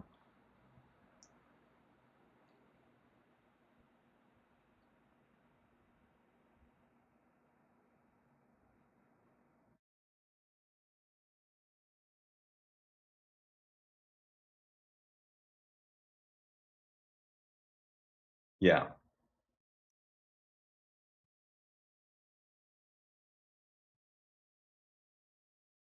absolutely. And as you've probably seen, I really like to do the voice notes on WhatsApp. Yeah, I feel like and this is kind of just the way that I work with a lot of things is am I can be very responsive and everything very quickly just with WhatsApp, and I like being able to do the voice notes. Um, and it just allows me to convey a lot of information like instantly. So it's just very quick compared to some other people really prefer to write and lay it out that way. But yeah, I'm big on the voice note. So just to give you a heads up, some people like it, some people don't. But I wanted to kind of set the expectation that you will be receiving a lot of voice notes.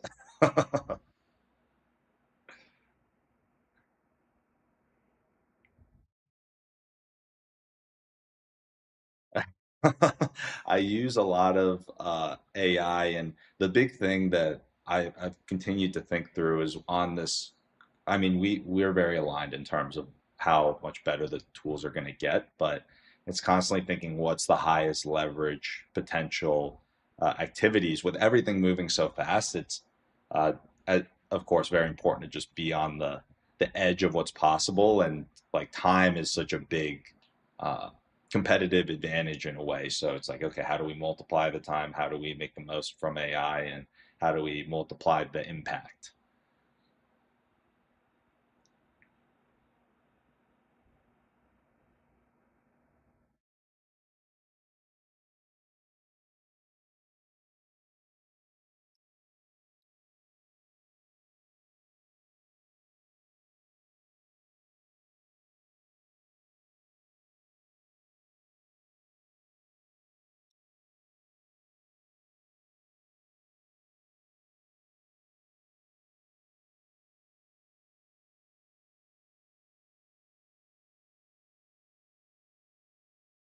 Yeah, so that right now, I would say that we're right before that like nailing of the product market fit because we know that in terms of the sizing of customers, we've got two big segments that it's a huge benefit for. We haven't verticalized the industry fully, but we know that founders in the 1 to 10 million and founders in the 10 to 100 million, they're faced with that pain point of like they have something that works that can sell, but they don't have millions of dollars laying around to hire a whole enterprise team, or they're on their initial areas in that 10 to 100 where they can scale, but they could scale into a much larger market. Like if you're a Series B company, there's a much bigger market that you could scale into. So those are the areas, but we haven't fully verticalized yet into any one of them. So when you look across the handful initial like 15 customers, they come from different industries and of different sizes.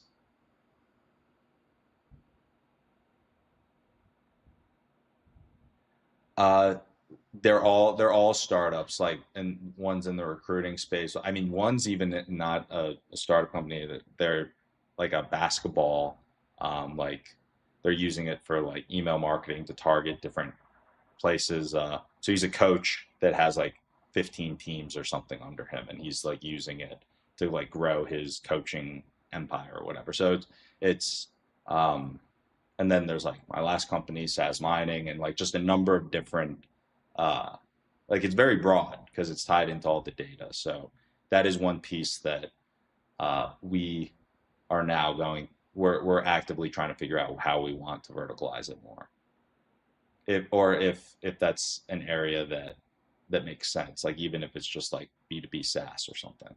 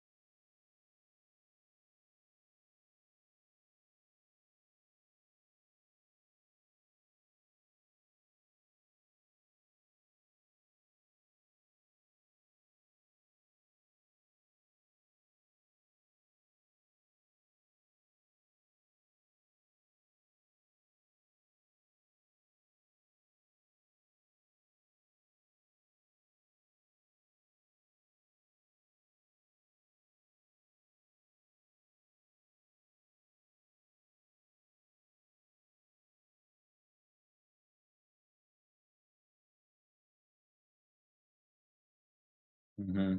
Yeah.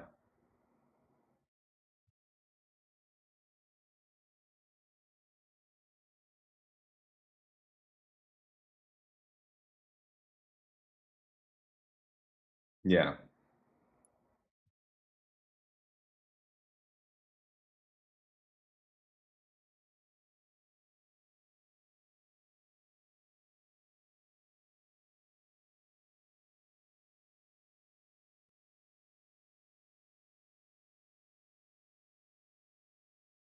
Hmm.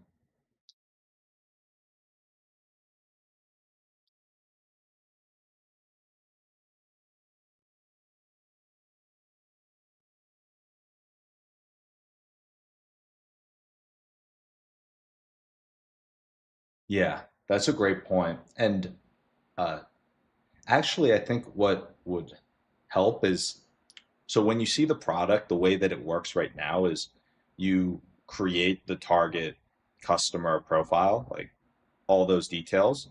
So that would be like whatever your part you're tying into with the product, the database. And then where we're at now to figure it out for ourselves is we're starting to run different campaigns with our own software to test all these different areas and then looking for statistical significance to see if there's much better open and interest rates across any of them. Because the way that it's kind of grown so far has been more organic rather than us really trying to do a scalable outreach approach with our own software to get the data. But in an interesting way, using our own product, we can get some really good data across these different verticals and then see. And that has just begun because we just scaled up our infrastructure email domain. Like this is all happening in real time, like happening very quickly as we're trying to do the testing. So I think in the coming weeks we'll actually have a lot more information, at least in terms of data from tests on response rates, interest rates, et cetera, across different domains. And right now we're testing um, like different sub verticals in each of those. So there's the bigger categories of like the 1 to 10 and 10 to 100, but then we're testing different verticals like, AI dev tools, like cybersecurity, like some other ones more niche within those different categories. If that makes sense.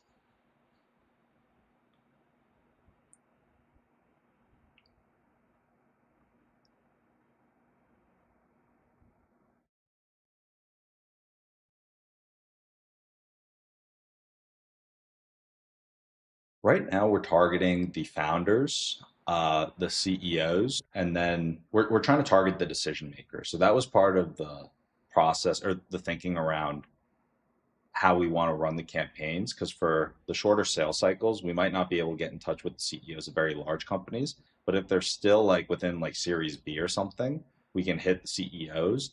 And we're also doing some split testing between the CEOs, founders, and like head of like the chief revenue officer or the head of sales. And so those are the two segments that we're targeting.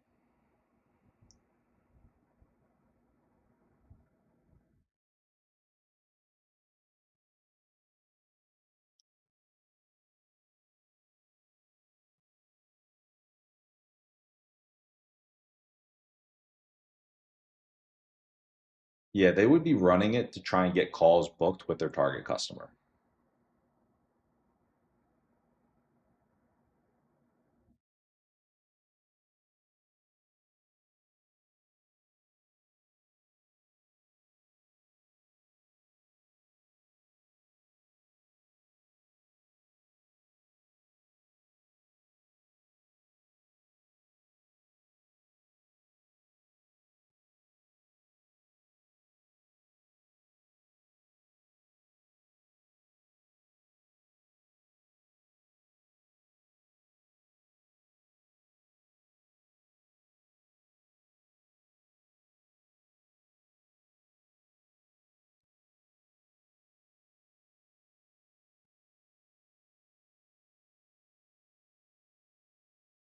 Yeah, exactly. So it would be once your knowledge base on your company is all filled out, we could say, okay, who are your target customers?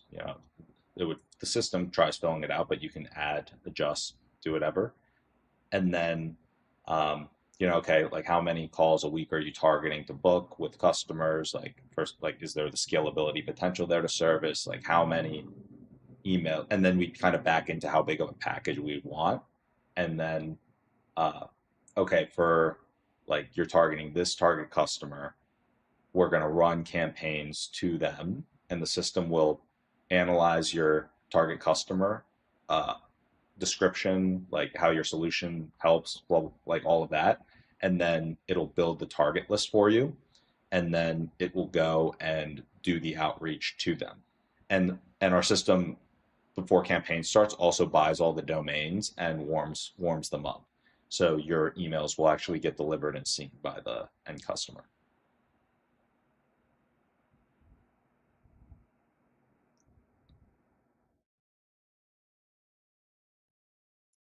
So if you send an email to someone, uh, you can't use the same email domain to send, 50 emails a day or something. So for each email, we acquire domains that are very similar to your main email domain, and then we go through a process of warming them up. So we have a third party integrated that will warm it up, which is basically simulating the real activity that a normal inbox user would have with an email domain. So it looks like a legitimate email in the eyes of the email delivery service. And then that account that's warmed up and set up is connected to their MyWorker account. And so whenever you launch a campaign, the emails that you attach are going to actually be seen versus someone else who runs their own email or risks burning their main email domain, which would be a disaster. So we completely eliminate that risk. We take care of all of that. And then, like, basically, the work that would require a whole team of salespeople doing the research and outreach and all of that of SDRs, you replace a team of like 5 SDRs with a single subscription.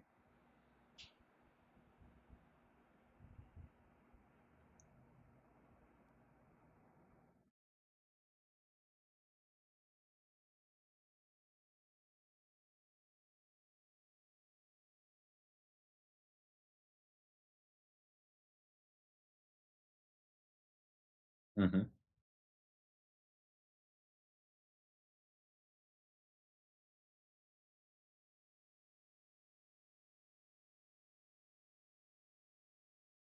Yes.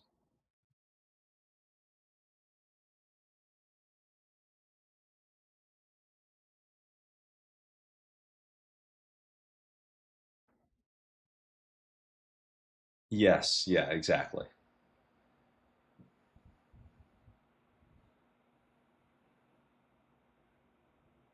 Yeah.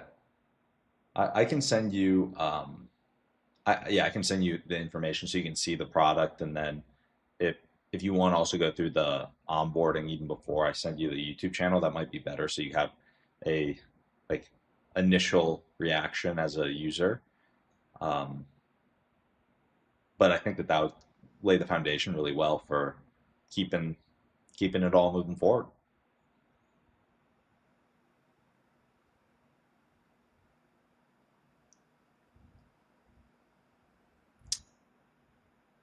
Bless you.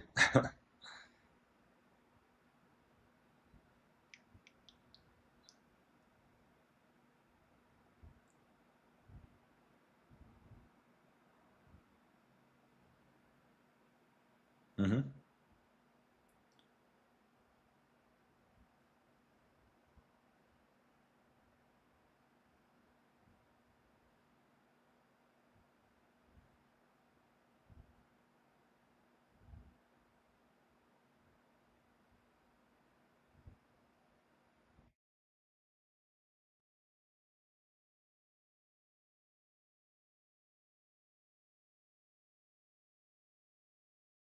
Exactly. Yes.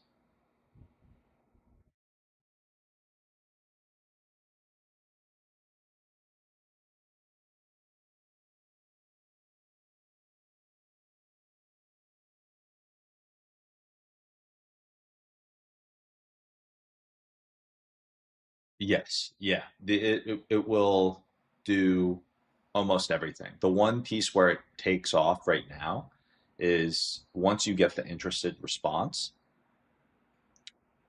that interested response, a founder, a salesperson, whoever would have to take over from there and then message back and forth, book the call. There's possibilities there to make things like full autopilot or like, build on top. But like at this point in time, someone would have to like, all right, instead of doing all the research and everything to get this first response, now you've got that first response and you can take over. Yeah.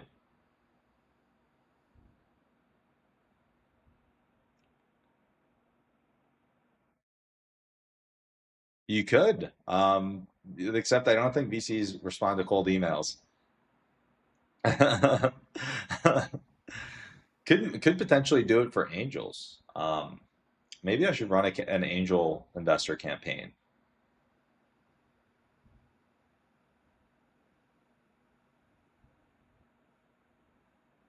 Exactly. Yeah.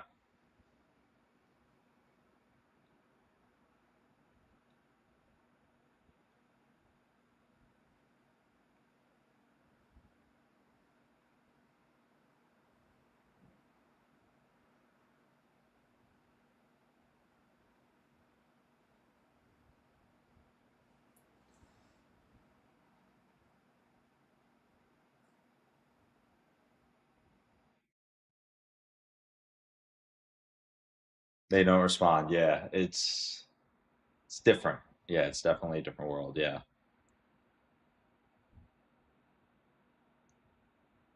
I was on the speed run, the A16Z speed run webinar yesterday, and it was interesting. But that was one of the things that they even like point blank mentioned on the webinar. It's like we need the founder to come in some unique way. It's like they don't even review that stuff.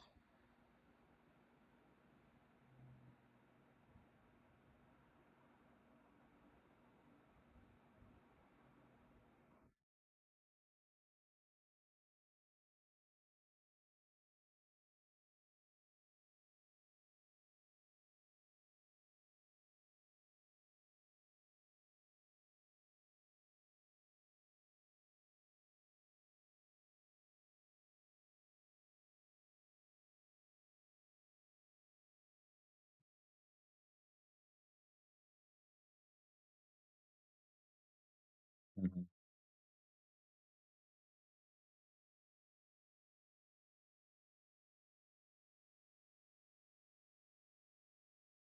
Hmm. Yeah.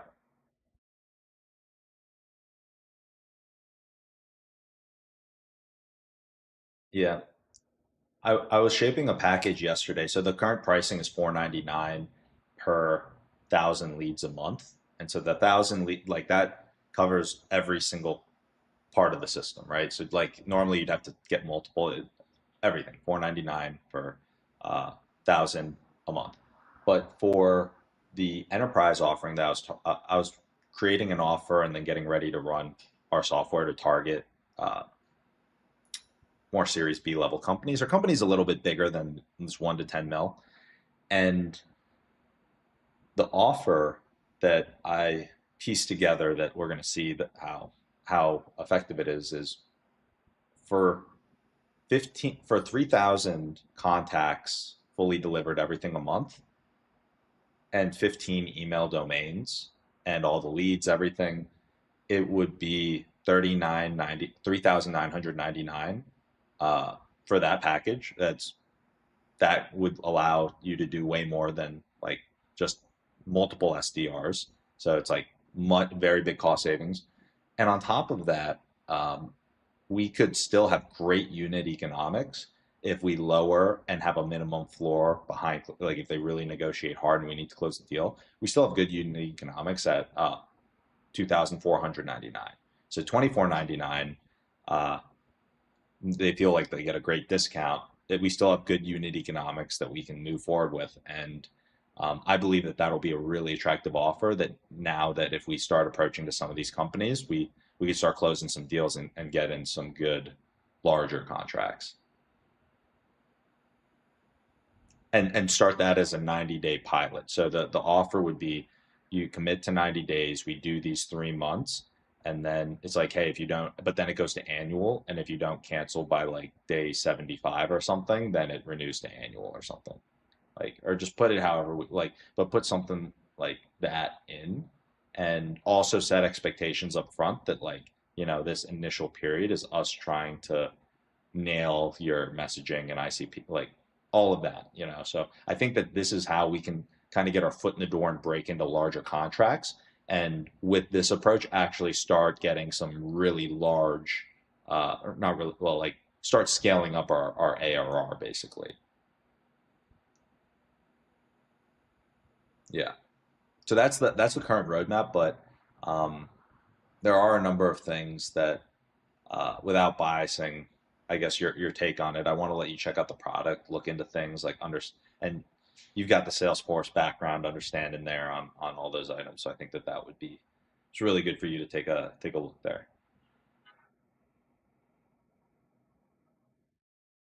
All right, awesome.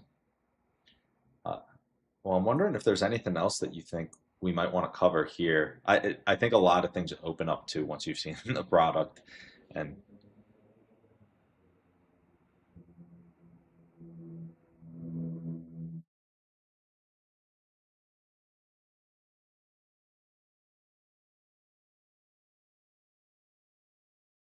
fully remote.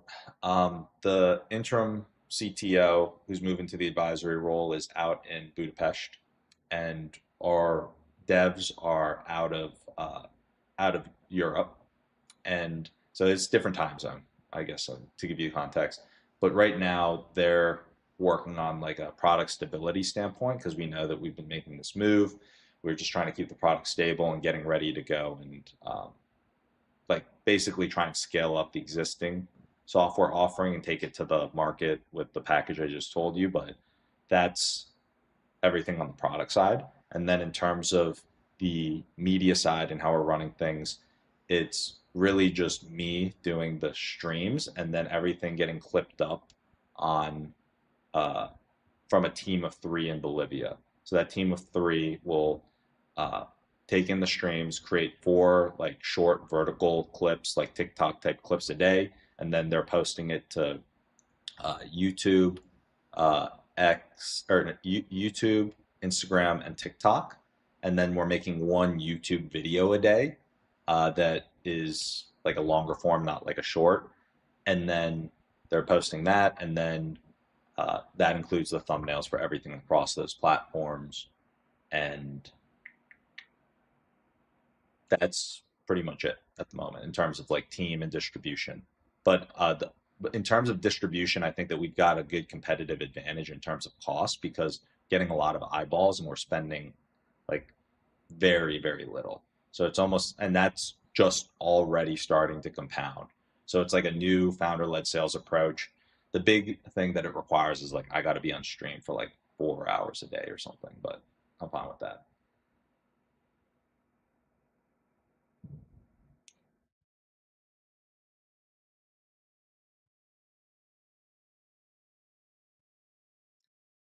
3.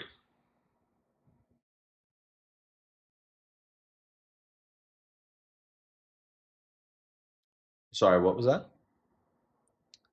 Oh, we're built on Azure microservice architecture throughout, and then we're leveraging a number of different like external third-party APIs, like for the leads, for um, warm up, for things like that. We're integrated with Zapmail for uh, setting up the inboxes more quickly, like purchasing them, and then we've got yeah, I believe it's Lane Chain. We're leveraging one of GPT's models, and then yeah, and then I believe one of Anthropic's models as well, um, because there's lots of different parts in the product. Yeah, that are using different depending on what the use case is. And then we're also, I'm not. Have you heard of Exa AI? EXA.ai. It's like agentic search API. So we're leveraging that to help like with better lead searching and stuff like that. And then yeah, that kind of lays the foundation. Python backend, React front end.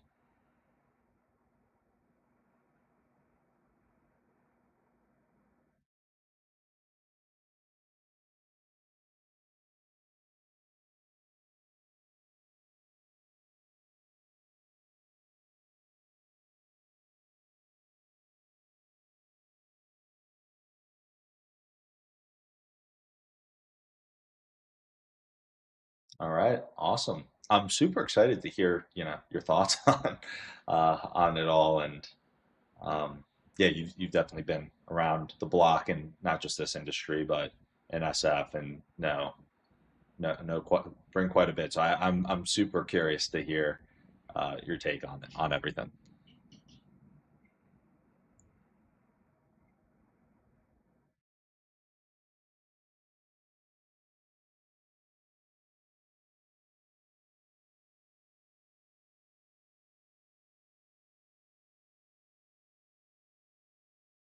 Yeah, yeah, yeah.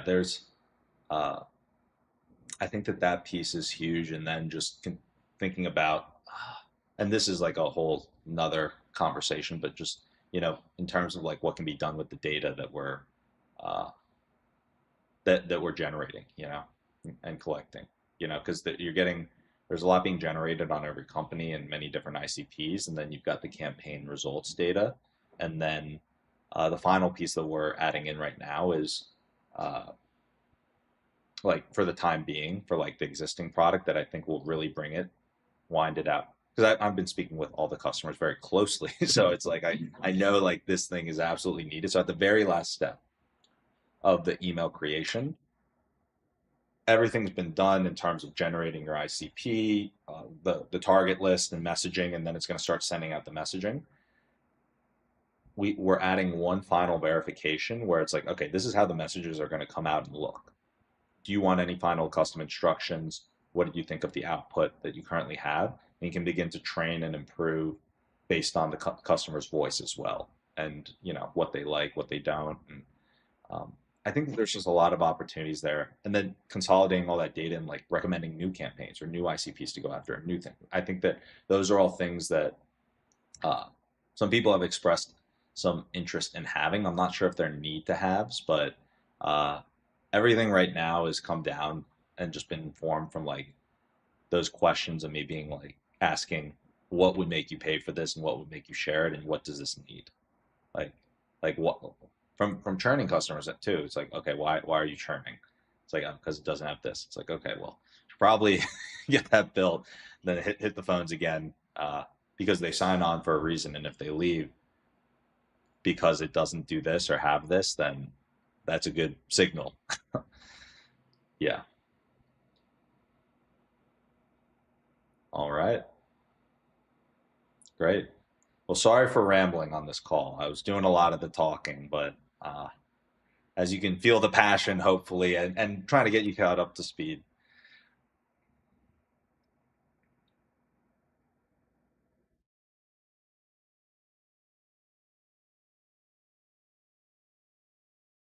Amazing. Sounds great. So, if it sounds good to you, then maybe we wrap up there, and then uh, I can send over uh, I'll send over the website, and you can just go and like set up an account and let me know the account name, and I'll activate premium as well. All right. All right. Thank you so much. All right. Have a good one. Bye.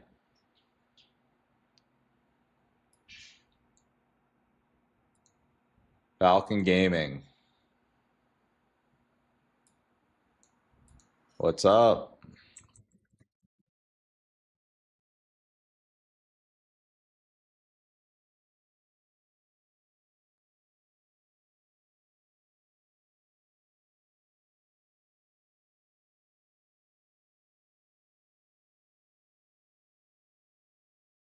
All right.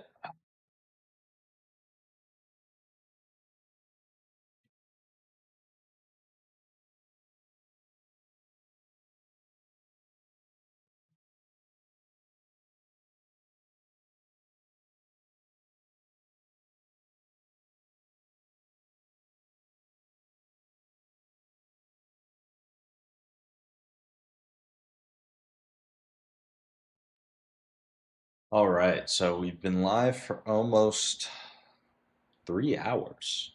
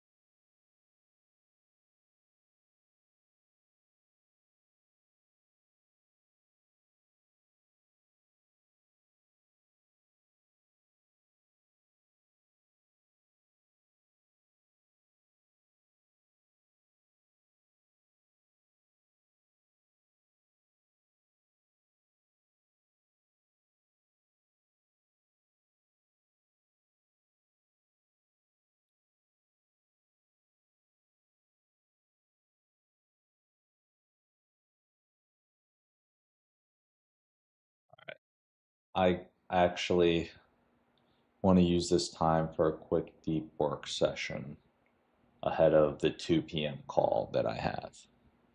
So, play some music for you guys.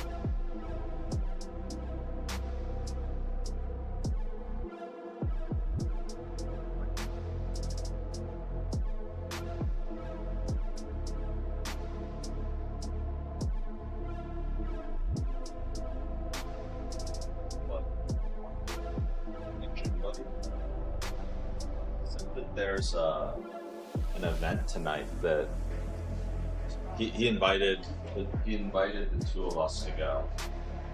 He said that it's an annual law firm party. You don't seem thrilled. You wouldn't want to go to an annual after Better Call Saul. You never know what activities might. I think it's more of like a thing. So he said, come with your girlfriend tonight, lots of finance people.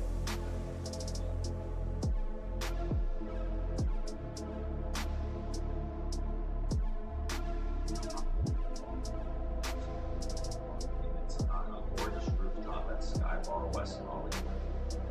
Like your friends, like boardings, open bar, and just Sushi.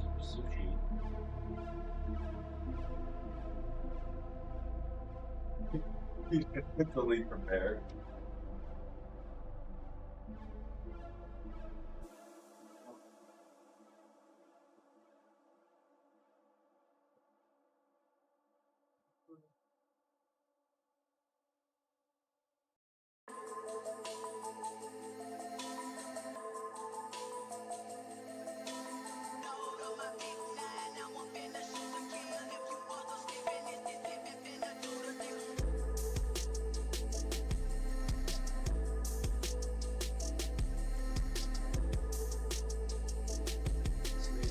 It feels a lot easier to not go.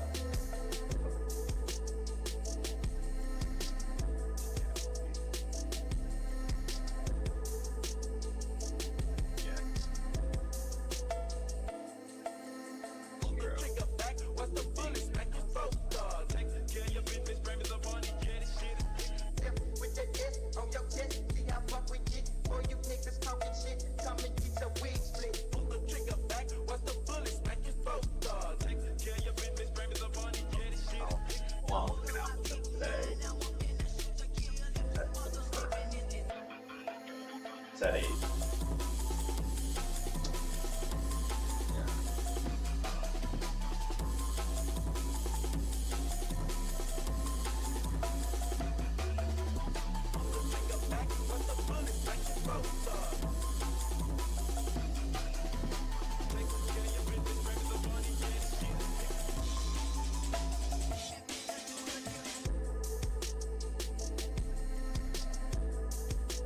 Look about this weekend, but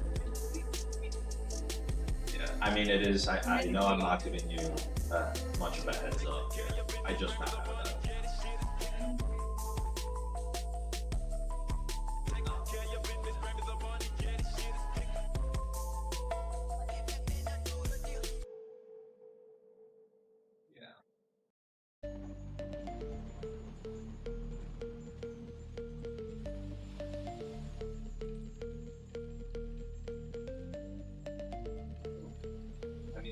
If I really am being like bold to go, then I can just go solo.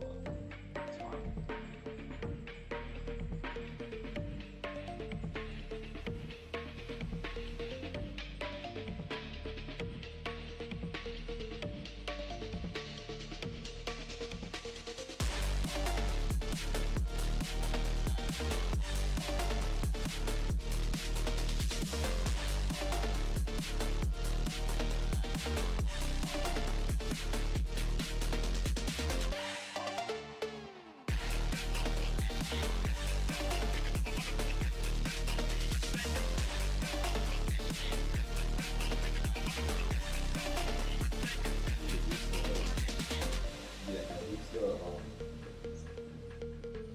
Guy that looks kind of like a chipmunk.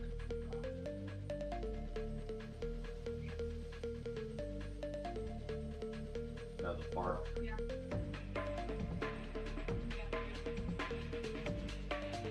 Looks like a. Yeah. Yeah.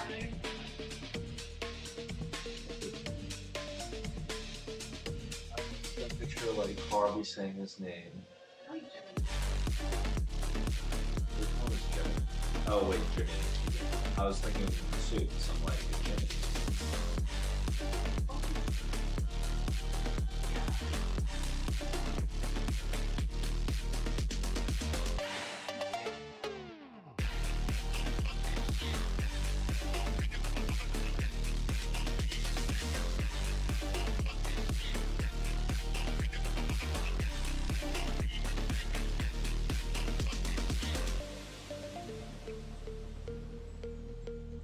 I can understand Harvey's character. I can totally understand Mike Ross's character.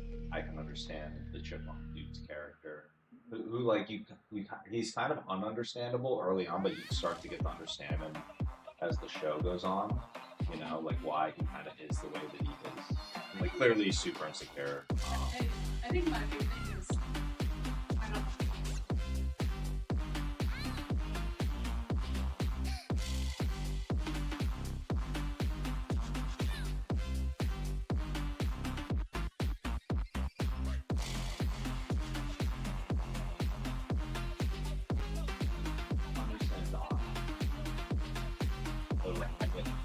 consistent. I can understand that too. The one girl that is kind of a bit harder, but I guess I can kind of see is the one that's like was played by yeah, kind of weird, but yeah.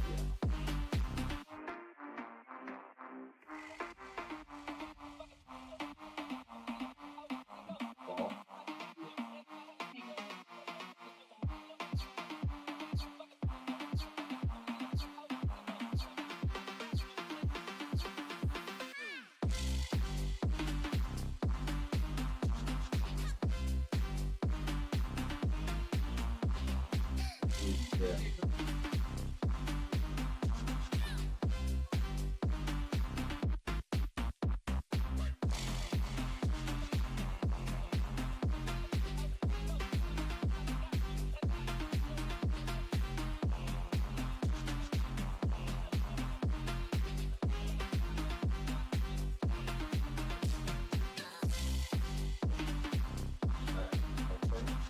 So my game plan for the rest of the day, I'm gonna call with Kent in 3 minutes, and then I'll probably hop off stream around like 3:30, jump to the gym because I'm working out with him at 4, and then when I get back, depending on how I feel, either go to this law firm thing. I've heard of the law firm. He's got like a weird, yeah. Oh, and could you also throw away? Um, yeah, and then either go to this law firm thing tonight, or just come back and chill. I know that you want me to stay back.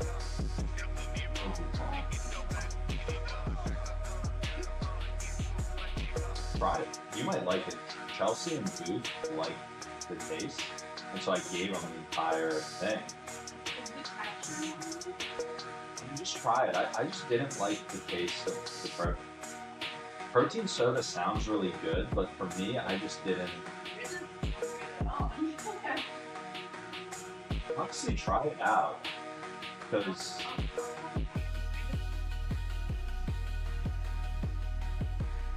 it's not grainy. I think that the big thing is, because at the end of the day, the way that they're getting the protein is like amino acids. So have you ever had the BCAA mix, branched chain amino acid? It's like white. So I, for some reason, hate branched chain amino acids, the taste. Some people are okay with them, but I just really don't like them. But Chelsea and Booth like the drink. Okay. Well, I gotta hop on this call.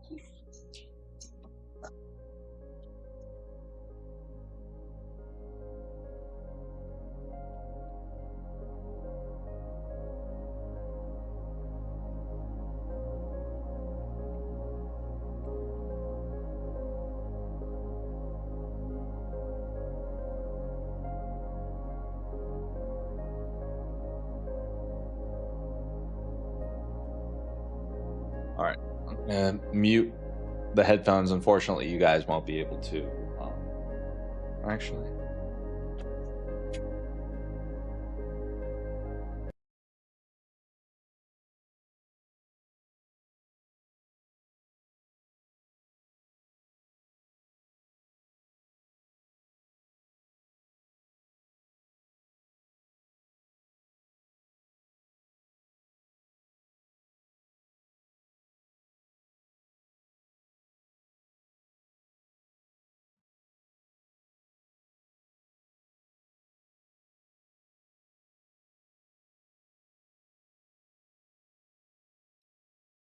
countdown timeline.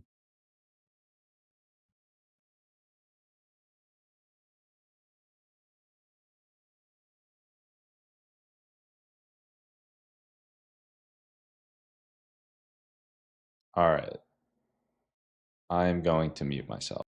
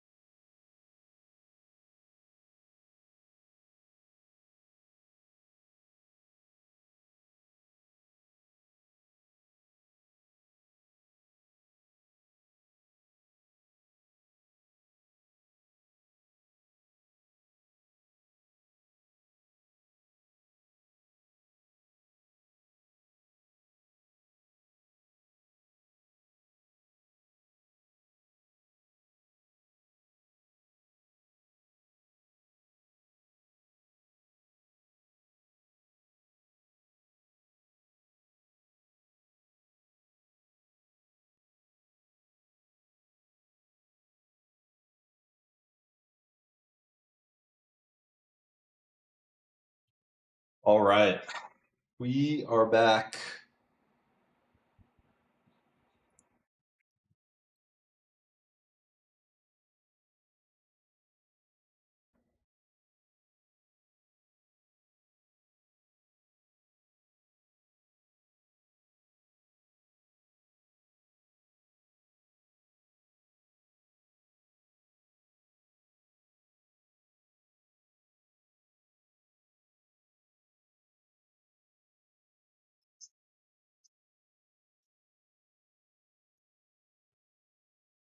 So funny seeing Fenoy.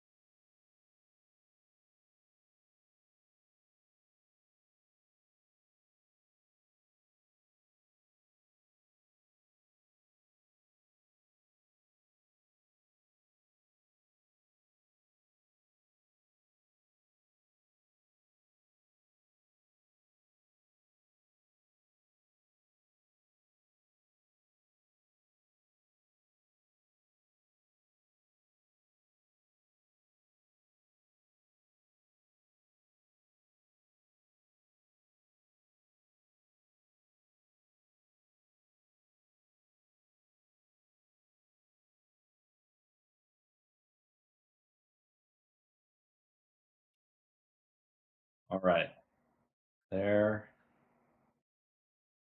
is a lot going on.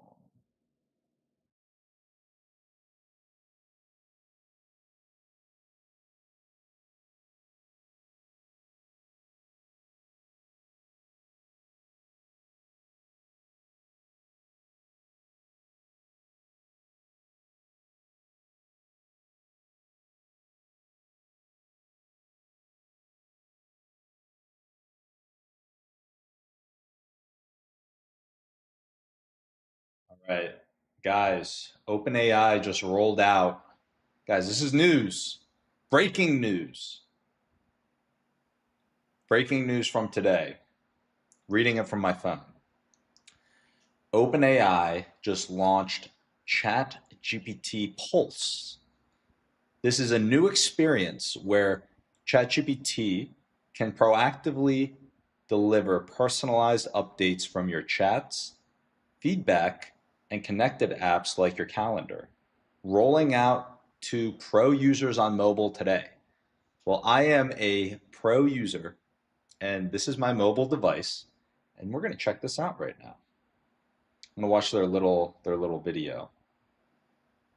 Actually, let me see if I can pull it up on screen. Chat GPT Pulse.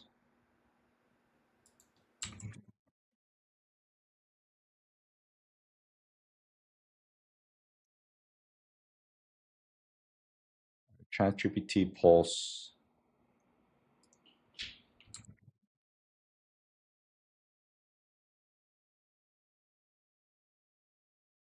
And I'm also going to check this out. Let's see if I have the Pulse option here.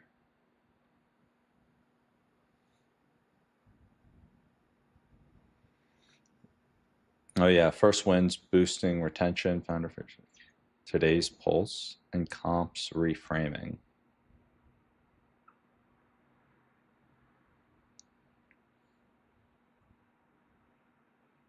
Hi, Will. All right, guys, I'm going to give you the experience here. Hi, William. I'm here to surface what's helpful to you once a day, every day. You decide what shows up. If you tell me what to focus on, I'll curate it for you tomorrow. Let's start with momentum. Why quick wins and clear trust cues matter for product growth.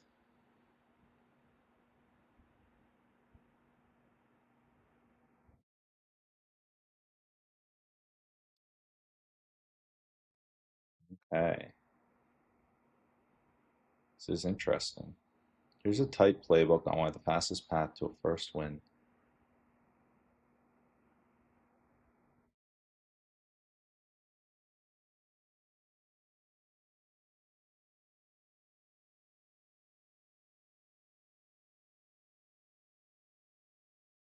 Okay, this is interesting. So it almost curates like a GPT article.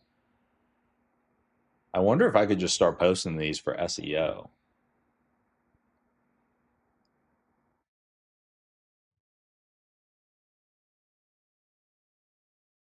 All right. All right, guys, let's see what we got here. All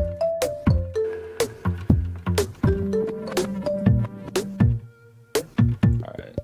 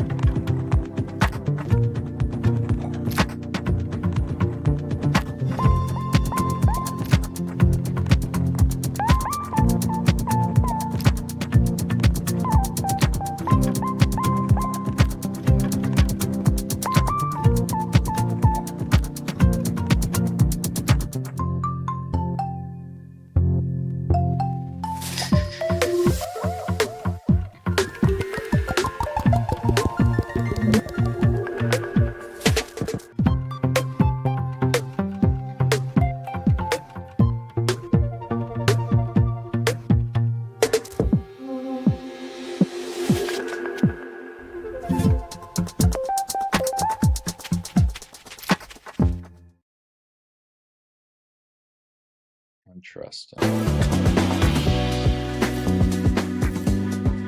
You may not take interest in politics, but politics will take. Okay. Okay, they've got 348 videos on OpenAI's YouTube channel. I am curious how they do this. 1 day ago, 11 days ago, 2 weeks ago, 3 weeks. Okay. So they put out a pretty solid amount of content. Let's see how they do their build hour. Welcome to the GPT-5 Build Hour. I'm Christine. I'm on the startup marketing team, and you might recognize Bill from our image. So you might be wondering, Will, why, why did you just click on? I'm curious because, yeah, I'm wondering how they structure their, it's like, how do they structure their YouTube? I mean, they've got a pretty good audience, but I mean, it's ChatGPT. Obviously, they have a good one. But what we're going to try and do is we're going to look at this video and see how they're running this. This was their first video that actually started to, I mean, not first video, but it popped off compared to some of these others. Let me just double check. Or no, it's just some of these didn't do that well. The podcast, OpenAI podcast, episode 4. Okay. Their early one, oh, this was Sam Altman, so that's 558,000. Then inside ChatGPT, assistance in building at OpenAI. Interesting. So they're putting, okay, the OpenAI podcast. All right, if we scroll up, I mean, they've got a lot of different type of content. Let's see how they structured their playlists.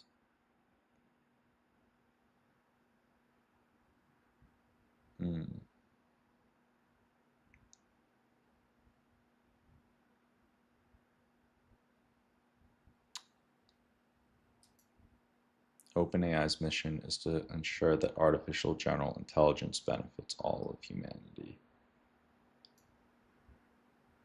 1.76 million subs.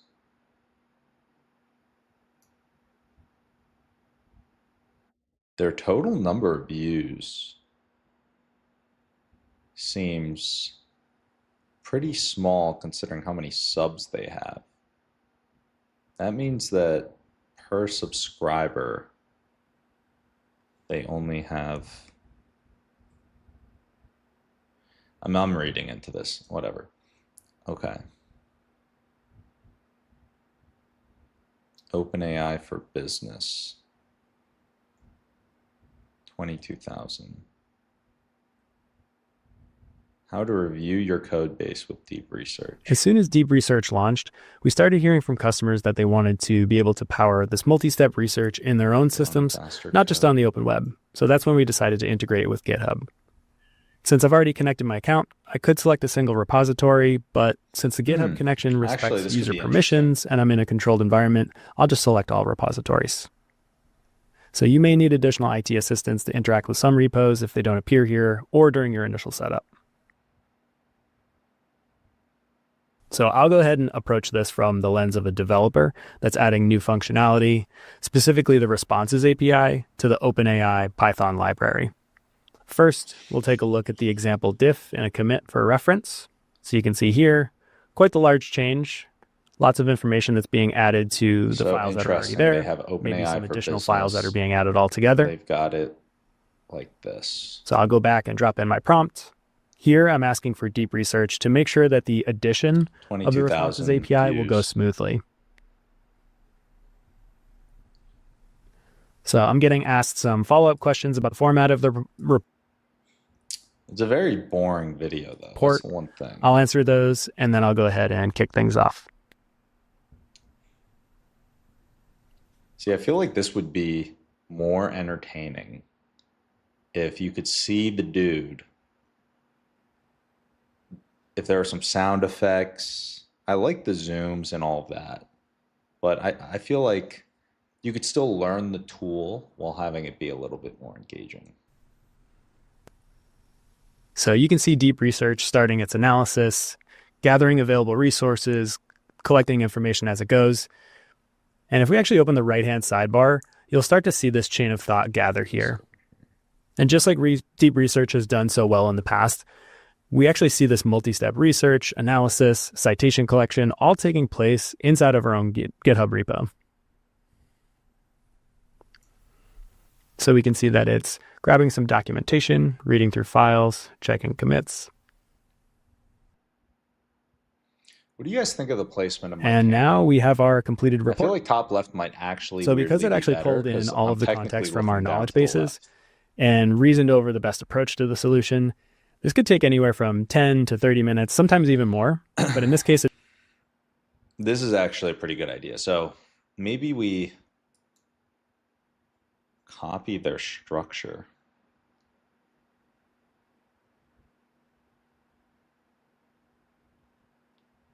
We could have our own type of videos, but kind of copy the structure of their playlists.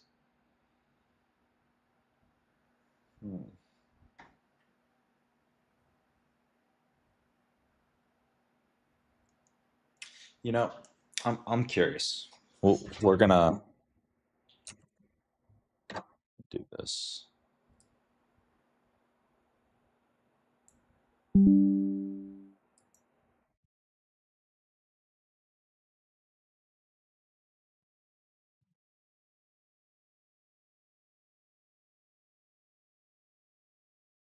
Yo, the GPT Pulse was actually it was all right. I mean, kind of cool, but it's interesting that it was that they built it. But I could see it becoming something that people actually are interested in to stay on top of the news. But yeah, I mean, I kind of just will prompt what I'm interested in. Maybe it'll take some time for it to learn what I'd want to see.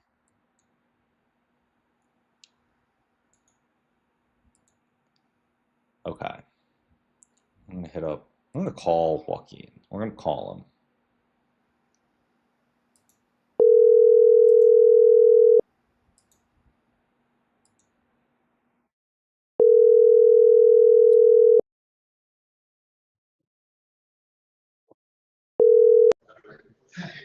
Hello.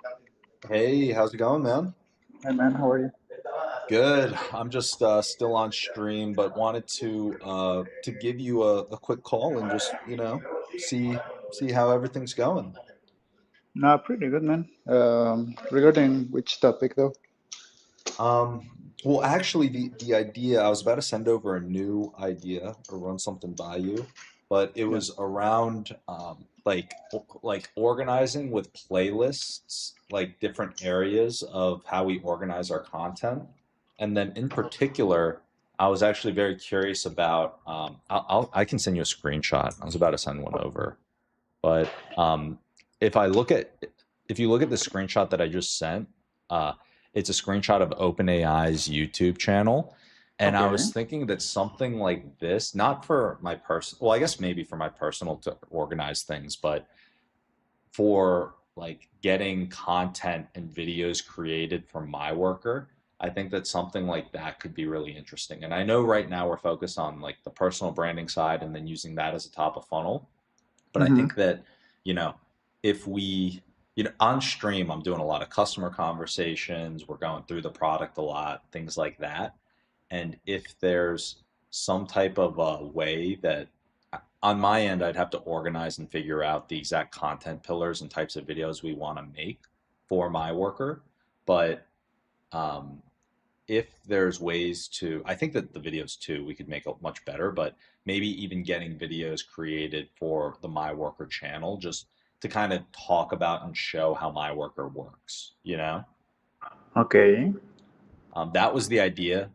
We obviously it would take like that's a whole separate thing, and I'm not sure how we'd go about actually operationalizing that right off the bat, but I wanted to throw that out there and, give you some time to have some ideas percolate if you see any. I can also send you a link to the channel in case you're curious, but Absolutely. So I see like these playlists. So would you like to also have like a bunch of playlists on MyWorker? yeah, well, I mean, the idea would be uh, right now the channel's pretty bare. Like I created all of my workers' YouTube in like, you know, 3.5 hours on stream, like all of those videos. I just clipped it up very quickly while I was live.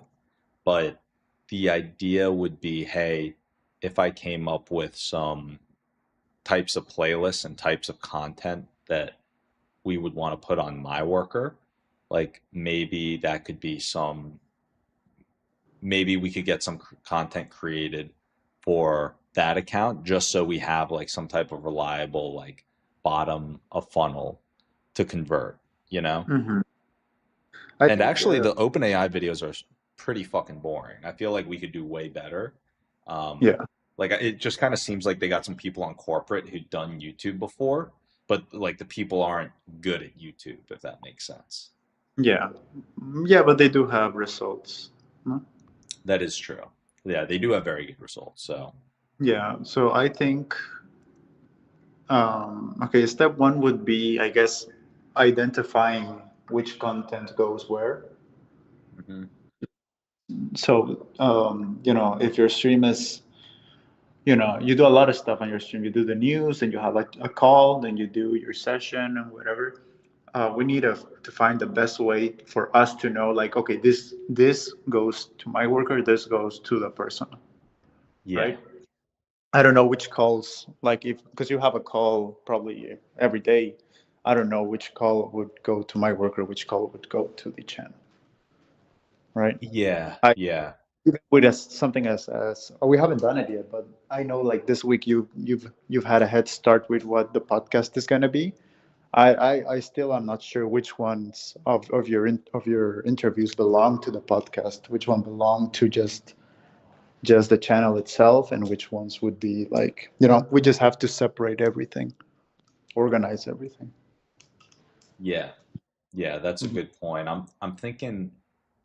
You actually gave me a pretty interesting idea just now, but what if like on a daily basis, like I had a a section of the stream that like I just have for my worker, like creating my worker content, you know? So it's like at that part in the segment of the stream, I'm creating like something for my worker. So I could Okay, let me know if this doesn't make sense because I'm going to lay out like the initial thinking. What if I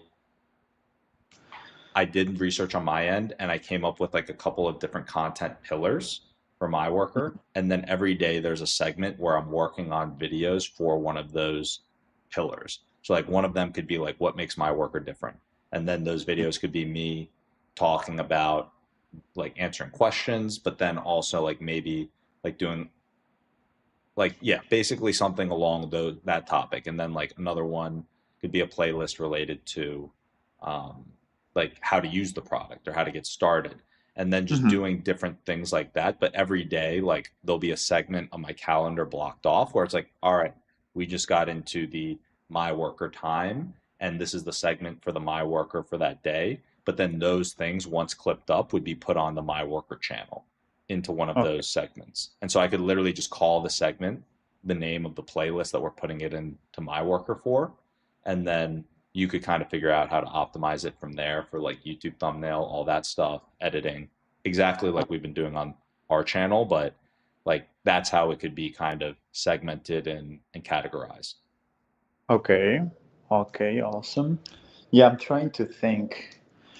You wouldn't like to like stop streaming though. You want it to be like part of the flow, right? What? Exactly. Yeah. I mean, we wouldn't create or do any different live streams or anything on MyWorker. It would mainly just be, hey, we're taking this part of the stream Mhm. and editing this part of the video, and Uh-huh. that part would just be turned into a video for the MyWorker channel and for Mhm. distribution across MyWorker socials. Now, I Oh, understand that this is like a whole nother, like, I'm not saying we start doing this right away at all. Like, I just want us to start thinking about it because, um, for us to do that, I know that that would require um, more time and work and energy.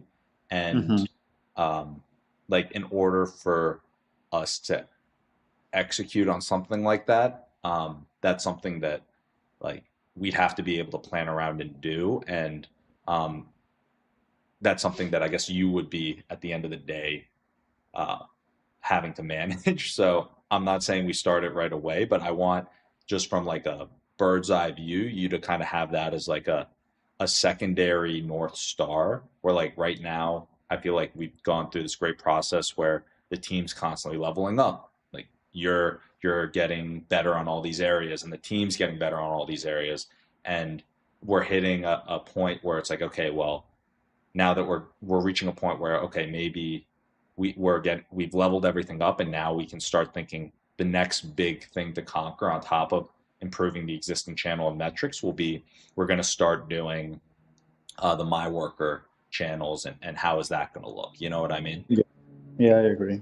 And in Awesome. order to do that, like what does that increased scope require and how would we begin to manage it and all of these things? Those are the questions that simultaneously we want to be asking. But of course, there's always the give and take. Like I'm always like go go go, trying to figure out what's the next big thing. How can we move faster and accomplish bigger? But simultaneously, you're like the implementer with many of these things. So with that in mind, just um, you'll figure out how we can actually make that happen from like an operation standpoint. Yeah, absolutely. Yeah, like when it comes to like the content that we would make, I think it's as simple as trying to see like what we're gonna need, you know. I think for sure we're gonna need YouTube videos.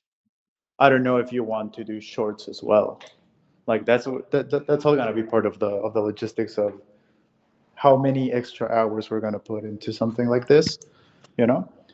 Yeah. Depending on how much content we want to get out, how much do you think is needed, and how much do you think is ideal, right? And then the segment, having a segment for my work, I think is amazing. I think that works fine. I wouldn't cut the stream. Like maybe others would be like, an option is always to cut the stream and start a new stream that's like my worker. But I think just having it as part of the continuous stream works just fine. So what I would do is I think I'm gonna create a screens for you, specific for the my worker brand. so that it's easier for everybody to understand you're in a different, different segment. So do you have the PNGs for your MyWorker logos? Yeah, absolutely. I can fire all of that over to you on email, so you have it.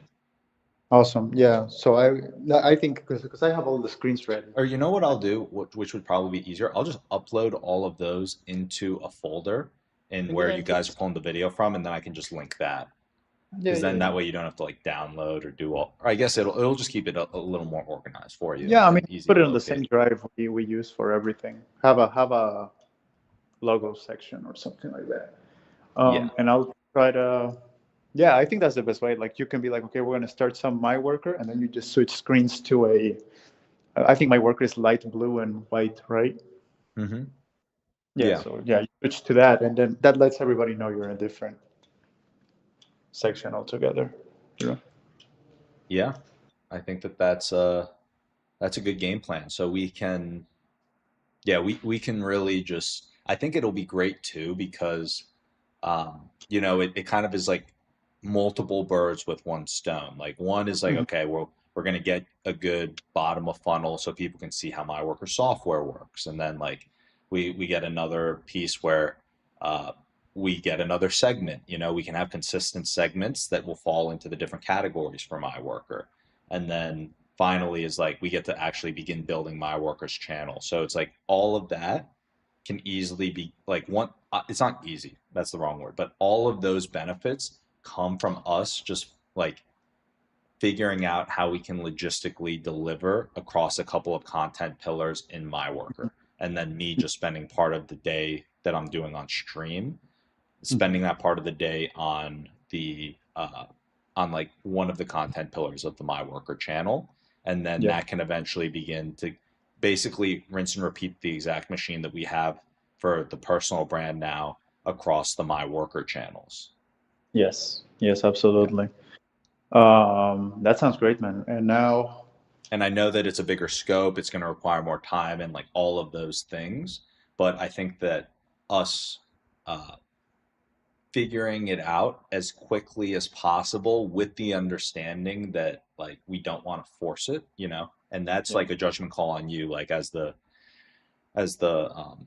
general of this foundation piece, is like to figure out what the best way to do that would be, which is like completely in your court of how you think we can do it, but want to just wanted to pass along all the information right up front. And that's why I didn't do this as a voice note, is that I know it's a bigger conversation. And so definitely not fully, we haven't addressed everything in that conversation by any means on this, but wanted to do it over a call rather than like a bunch of voice notes back and forth. Yeah, no, perfect, man. Thank you. Yeah, like, thank you for the heads up. I'll try to find ways in which we can fit, in which we can make it work. Absolutely. Are you going to start, like, let's say, I wanted us to see if we could set up all the screens for you for tomorrow's meeting. That's why I have them all ready now. They're all exported. Nice, man. Yeah, but now I want to add these ones as well, so we can do all together. So I don't know if you've already started doing that segment-ish today, or when are you planning on starting doing that? Oh, with the images and then building out the scenes? No, with the MyWorker segment. Oh, okay. The idea I just ran by you? Yeah. When do you start, at least on your end, start having the ball rolling? Well, in reality, my thought process is that, the best time to start was yesterday. The next best time to start is right away. But what to start on is what the best next action is to accomplish the goal. And so right now, I think like I'm glad we're speaking through, because the best next action is really like figuring out from you when we can realistically do it and when the best approach would be to do it and what would be needed to do it. And those are all questions that I'm not sure about. And so the way that I mean, I guess we can think about it from your lens is like if you were to try and get something like this going as quickly as possible and do it like obviously it's gonna need to just like we've been doing with everything like you start and then you make adjustments and you pivot and Yeah. pivot and pivot as needed like with that type of a mindset what do you think would be the best approach and like you know me from my end is like I'm open-minded I'm down to adjust and pivot and roll with the punches it's more like me following your lead on like how you think we can Yeah. operationalize it my initial Yeah. thoughts are like I can come up with the segments and kind of once I put them together, run them by you, and then come up with like those plans from like a content side. But then from the actual like how we manage around like getting the content clipped up, created, and then like how we consistently put things out over time. That's kind of in your court. So I think it's really between the two of us. But on my end, like I'm ready to move, and like I could have the content segments and pillars done and over to you tonight in Awesome. terms of what we want to create. But then Perfect. there's your piece is definitely more work to dive into to understand. So Yeah. Awesome. Yeah. So, okay, perfect. Do you have, I guess you can have it like by, by our meeting tomorrow, but I have like maybe a list of things you're going to go through on that segment, just yeah, so I know the type of content we might be making. So I know like how long it could take. I'm guessing a long form YouTube video is what we're going to do for sure. Right. So I think on that end, no problem. But because a lot of times you're just like on your segment, you're probably gonna work on MyWorker stuff, right? Is it just gonna be calls? Is it gonna be meetings? Is it gonna be you just like using ChatGPT? That's the type of content I want you to know what you're gonna do, just so because sometimes when you're just using ChatGPT, I'm like, that's good maybe for like a long form, but not necessarily a clip, So I yeah, want to know how we're gonna, what type of content you want, so we can know how long it's gonna take. yeah. But yeah, just for tomorrow, if you're gonna have like, just a list of this is what I want this segment to be, and then we'll figure. Perfect. Yeah, that is actually perfect because what I'll try and do is I'll try and figure out the segments and like basically what those playlists will be and like how like what type of content will be in each and what those videos will be about. Like I'll give you one example. I think one of them will be great to just like have higher quality videos showing okay how to use MyWorker or like how this and then like another playlist could be like businesses using MyWorker, or just or like how to get more like those types of things where we can take a concept that is like a value prop of the company and MyWorker, but then rather than like that could be what it's about, but then within that playlist, like any individual video will be like YouTube optimized, if that makes sense. Where it's Mm-hmm. like catchy, good click through rate, blah, blah, like all of those things. But Mm-hmm. like overall in that playlist, it like all those videos will help with accomplishing that goal. Okay. Yeah, makes sense. Yeah. Like when you have Yeah. a call with like Tyler, you're helping him with the coaching, basketball coaching. Like, is that something you would do under the MyWorker segment? That's a good question. I think yes and no. And what I mean by that is I think that the idea is there, but in doing a My Worker segment, I'd probably want to plan it around like a goal related to the playlist that would get people to buy. And so like right now with these calls, like with My Worker, with like Tyler, for example, I am on that call, it's very open-ended versus if I know that there's this particular type of video that we're going to be making, I'm going to keep it very related to that goal of that video. Mm-hmm. you know? Okay. But Okay. I think that what this conversation's actually brought up is like, I think on my end, I got to get very focused and lay out a document that shows, okay, our current hypothesis and how we're going to approach this channel is we're going to build these types of lists and videos for X, Y, and Z reason. And the videos in these playlists are going to be related to this. And then just like really just lay all those out.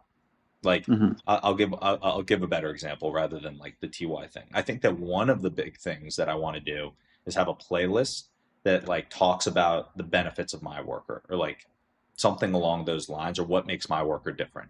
And then in that playlist, like for getting the content, I'm going to list out a bunch of questions that is just going to be me answering or things talking about MyWorker. But then in the actual video, I'm almost like envisioning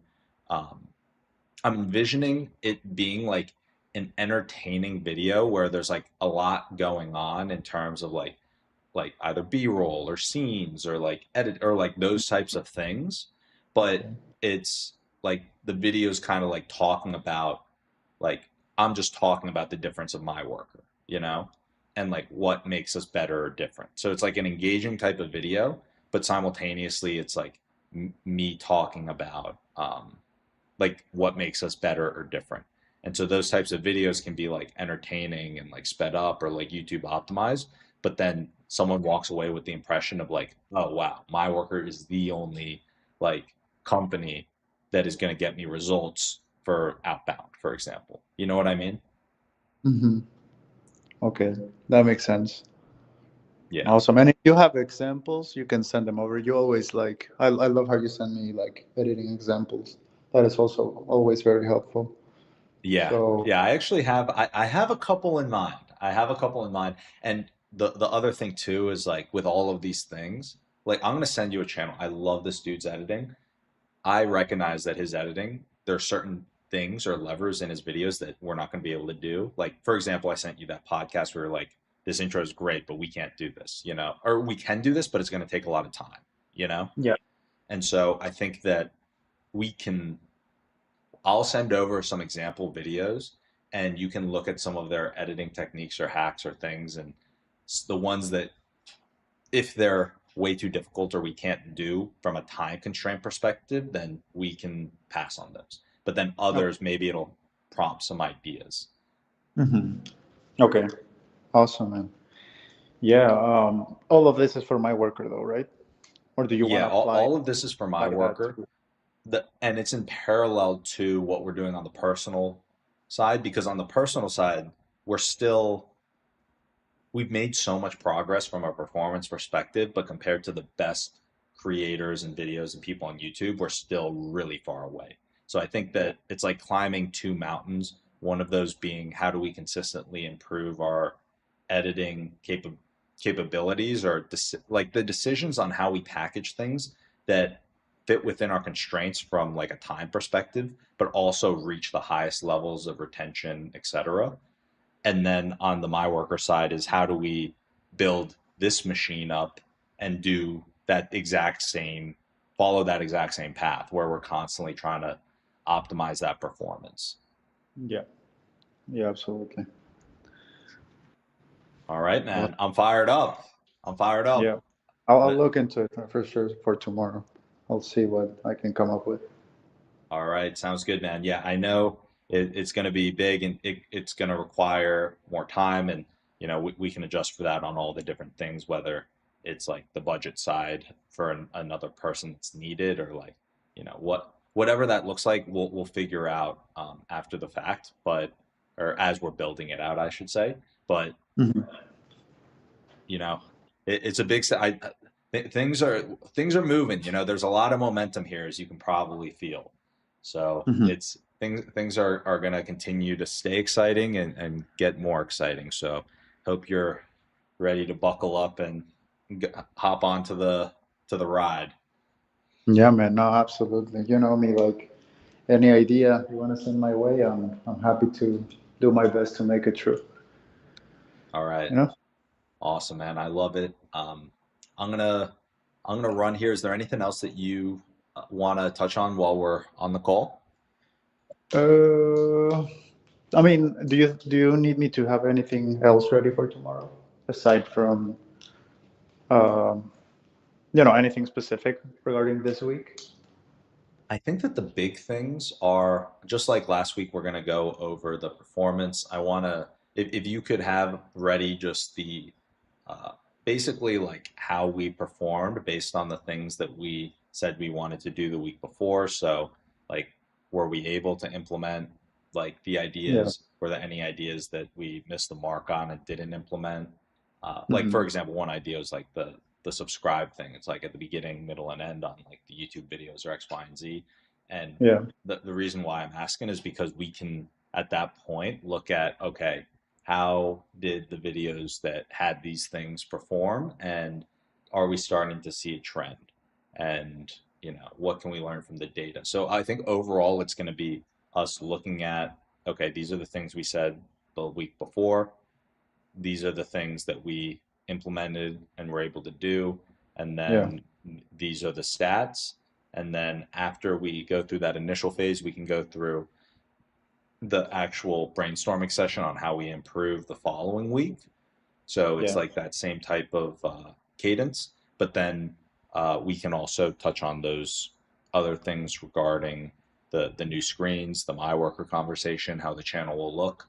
So in reality, I think it's going to be it's going to be an awesome sesh, and probably a longer.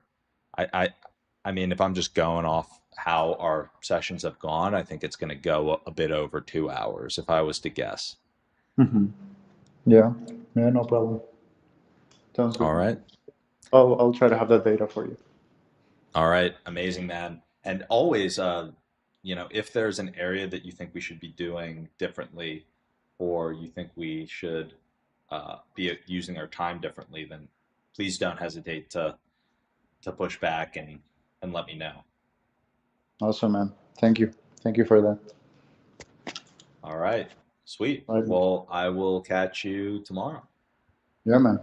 See you tomorrow. All right, see you. Bye.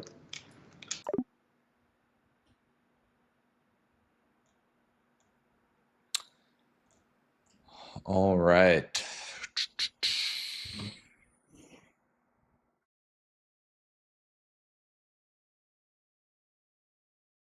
Oh, Falcon Gaming. I don't know how I missed your message. We we are on Frontier.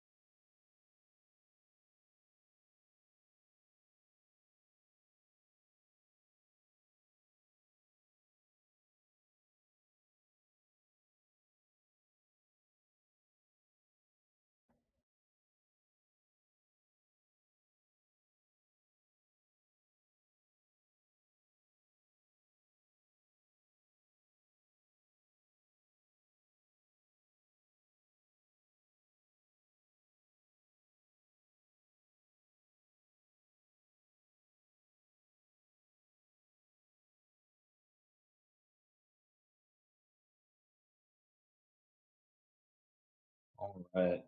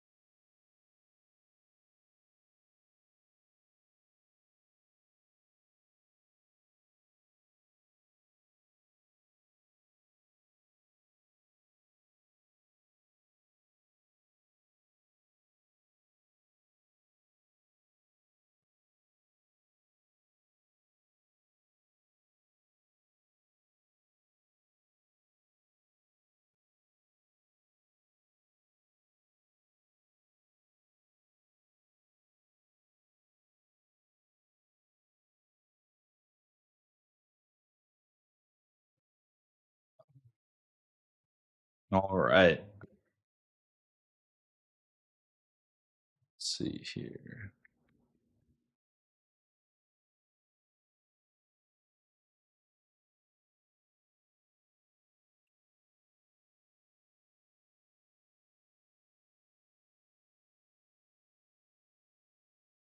So we're actually going to do a little bit of research.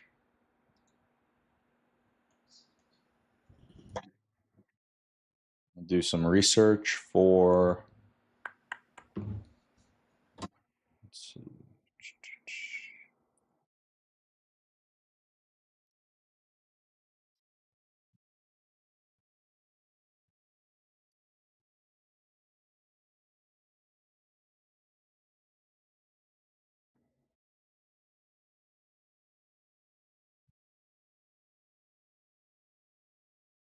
I've attached a link and screenshot to OpenAI's channel.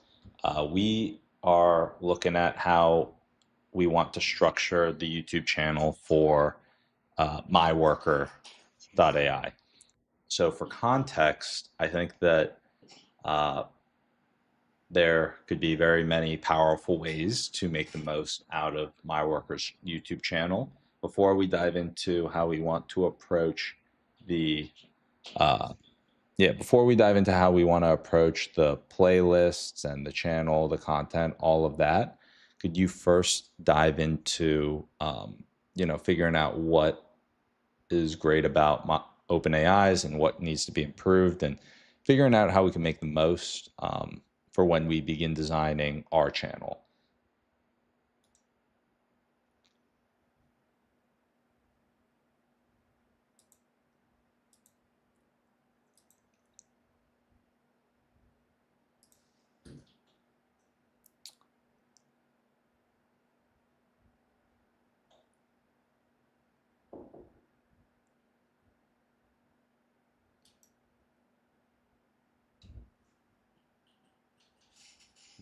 Feel free to come in.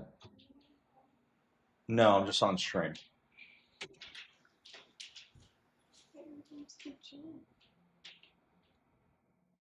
Oh, I moved my gym time to 4 or to 5. It was initially 4, but now it's 5.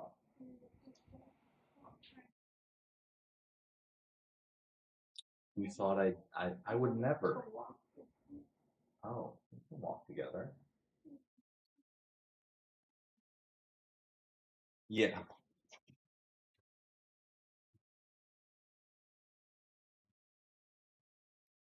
All right. I will be right back.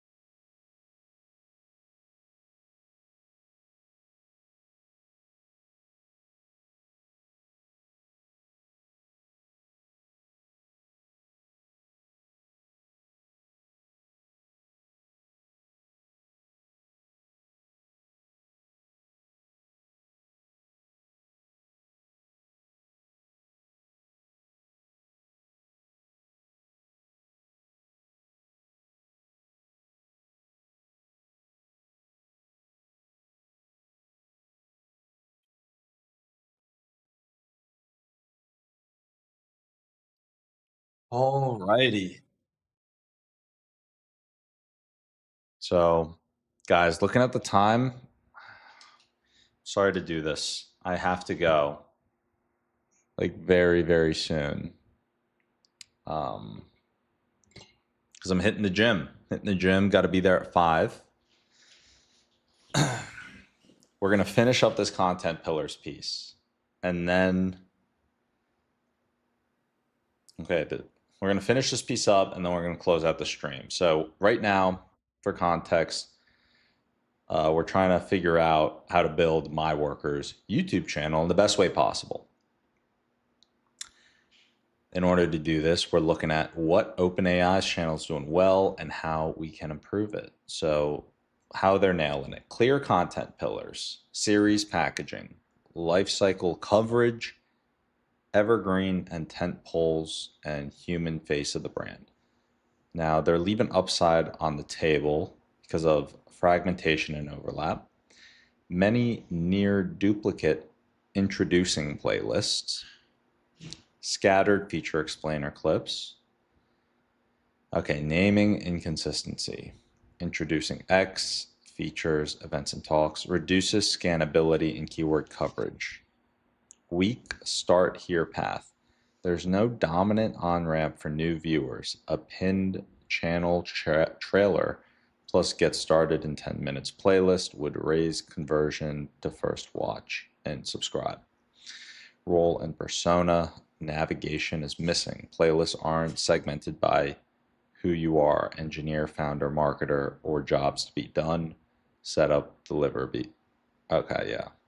SEO underutilization and playlist metadata.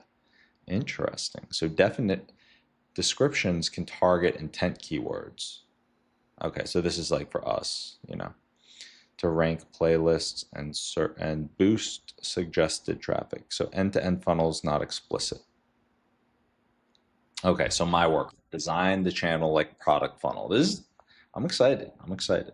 All right, so start here. New to MyWorker, channel trailer, 60 to 90 seconds. Promise, proof, path.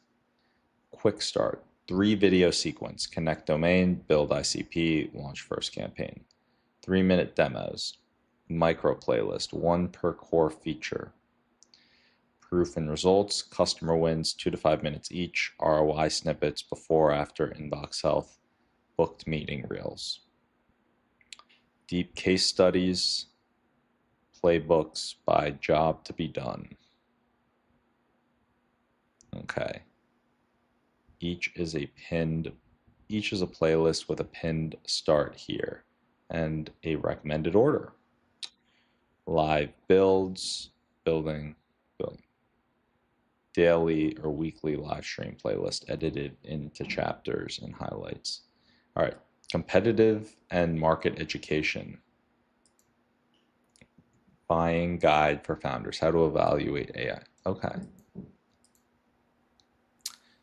Product updates and roadmap, monthly release notes, and then founders POV.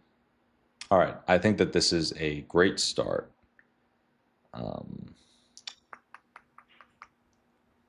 It's a great start. Here's what we're going to do.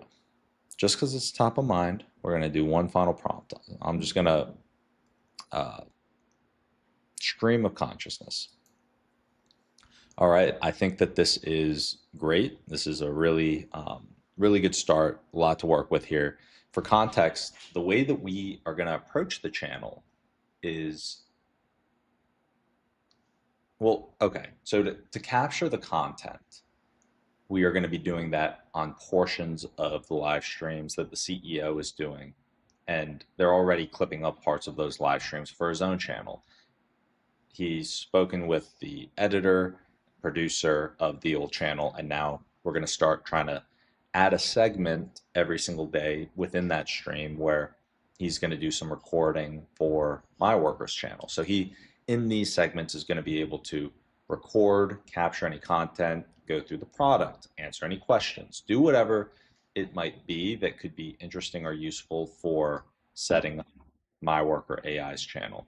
So because of that, I wanted to give you that additional information, context, uh, in terms of how the overall content is going to be captured in the first place. The editors, of course, can do what they need to do afterwards to improve the content, gather stuff, whatever it might be, but that's the flow for how it's going to work with capturing the content. As well as that, he's able to go through any of the products, speak with customers, do whatever needs to be done. So with that additional context in mind, or one final piece as well is he had an idea of potentially, showing differentiation, answering a bunch of questions about, MyWorker, or what makes the product different, what makes it stand out from other sales tools, all those types of things as well. Putting that on the channel as well and recording content for that. So with all of that additional context, you're the expert in YouTube and how we can maximize the performance of all the channel. Every single thing we need to do, please look into your superhuman domain expertise in all these areas to figure out the best approach for how we can approach this and make it the best possible performing YouTube channel and conversion mechanism.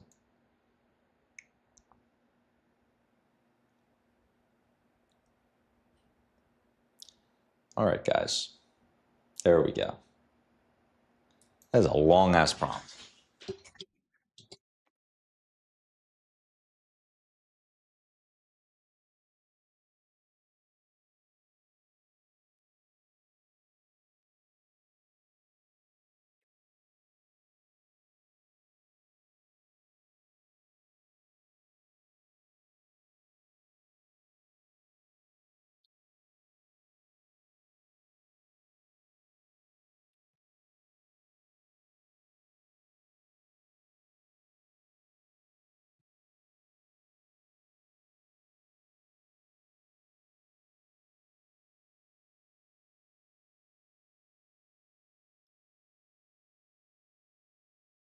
Feel free to read through.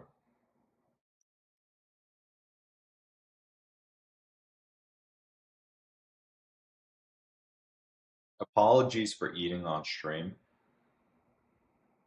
I just want to make sure I have time to digest ahead of the workout.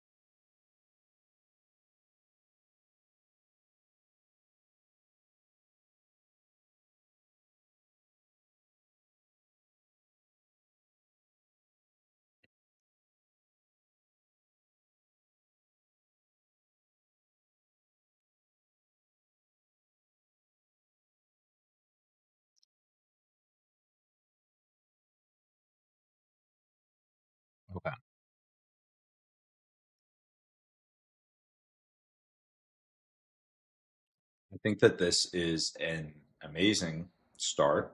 One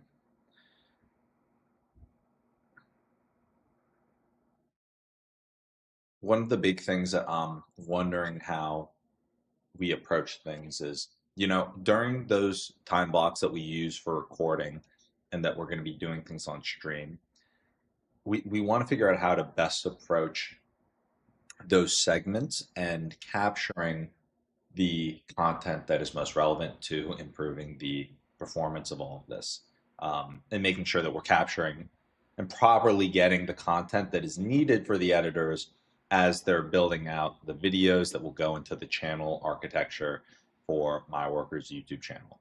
So with that in mind, I'm wondering if you could begin to think through, first off, do we have the best possible channel architecture?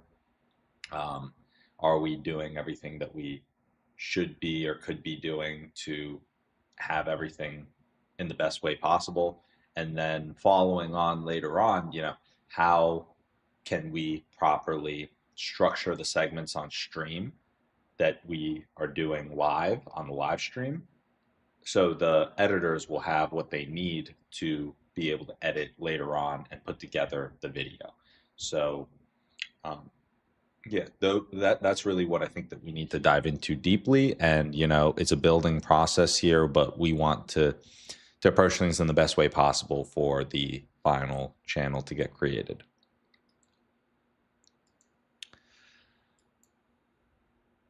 We're going to put this on pro mode and then just let this rock, okay? There's a lot here, but we do have to wrap up this stream. So here's what we're going to do. We're going to wrap up the stream. We're going to wrap it up. So guys, today, what was today's stream? Today was day 45 of building billion-dollar companies live on stream. If this was your first time to the stream, I hope you had an amazing time. Once again, my name is William Samasegi and been a tech entrepreneur for 10 years, building these two companies, Sazmining and MyWorker AI, live on stream. Today, you got to see customer calls. You got to see demos.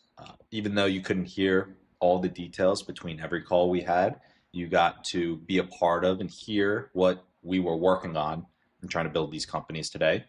And on top of that, you also got to see us do some research, respond to messages, how to juggle all these different areas, and continue to make progress on pushing the ball forward in all of these areas. It was a great stream, lots going on. And if you're still watching, or you're a returning viewer, we really appreciate you. If you're not yet subscribed, subscribe and turn on those notifications so you know when we're going live. And for context, we go live every day at 11 a.m. Pacific time. Tomorrow on the weekends, every Saturday, we've got a call with the legendary producer and man who makes all the videos behind the scenes. His name's Joaquin. So these calls are some of my favorite, the ones that we're doing tomorrow at 10 a.m. Pacific, where we're going to dive through. We're going to look at what is it that we could be doing better. Always, if you join these calls, you can tell us directly what you think we should be doing, and we will implement that feedback. There's a lot going on right now. I feel like if you're tuning in, it's like you're in the middle of a movie where you can play a role, you can participate, and your life will get better. You tune in, you learn, and you see what is possible. So with that, we're going to end the stream. Amazing day 45 on stream, building billion-dollar businesses live, behind the scenes,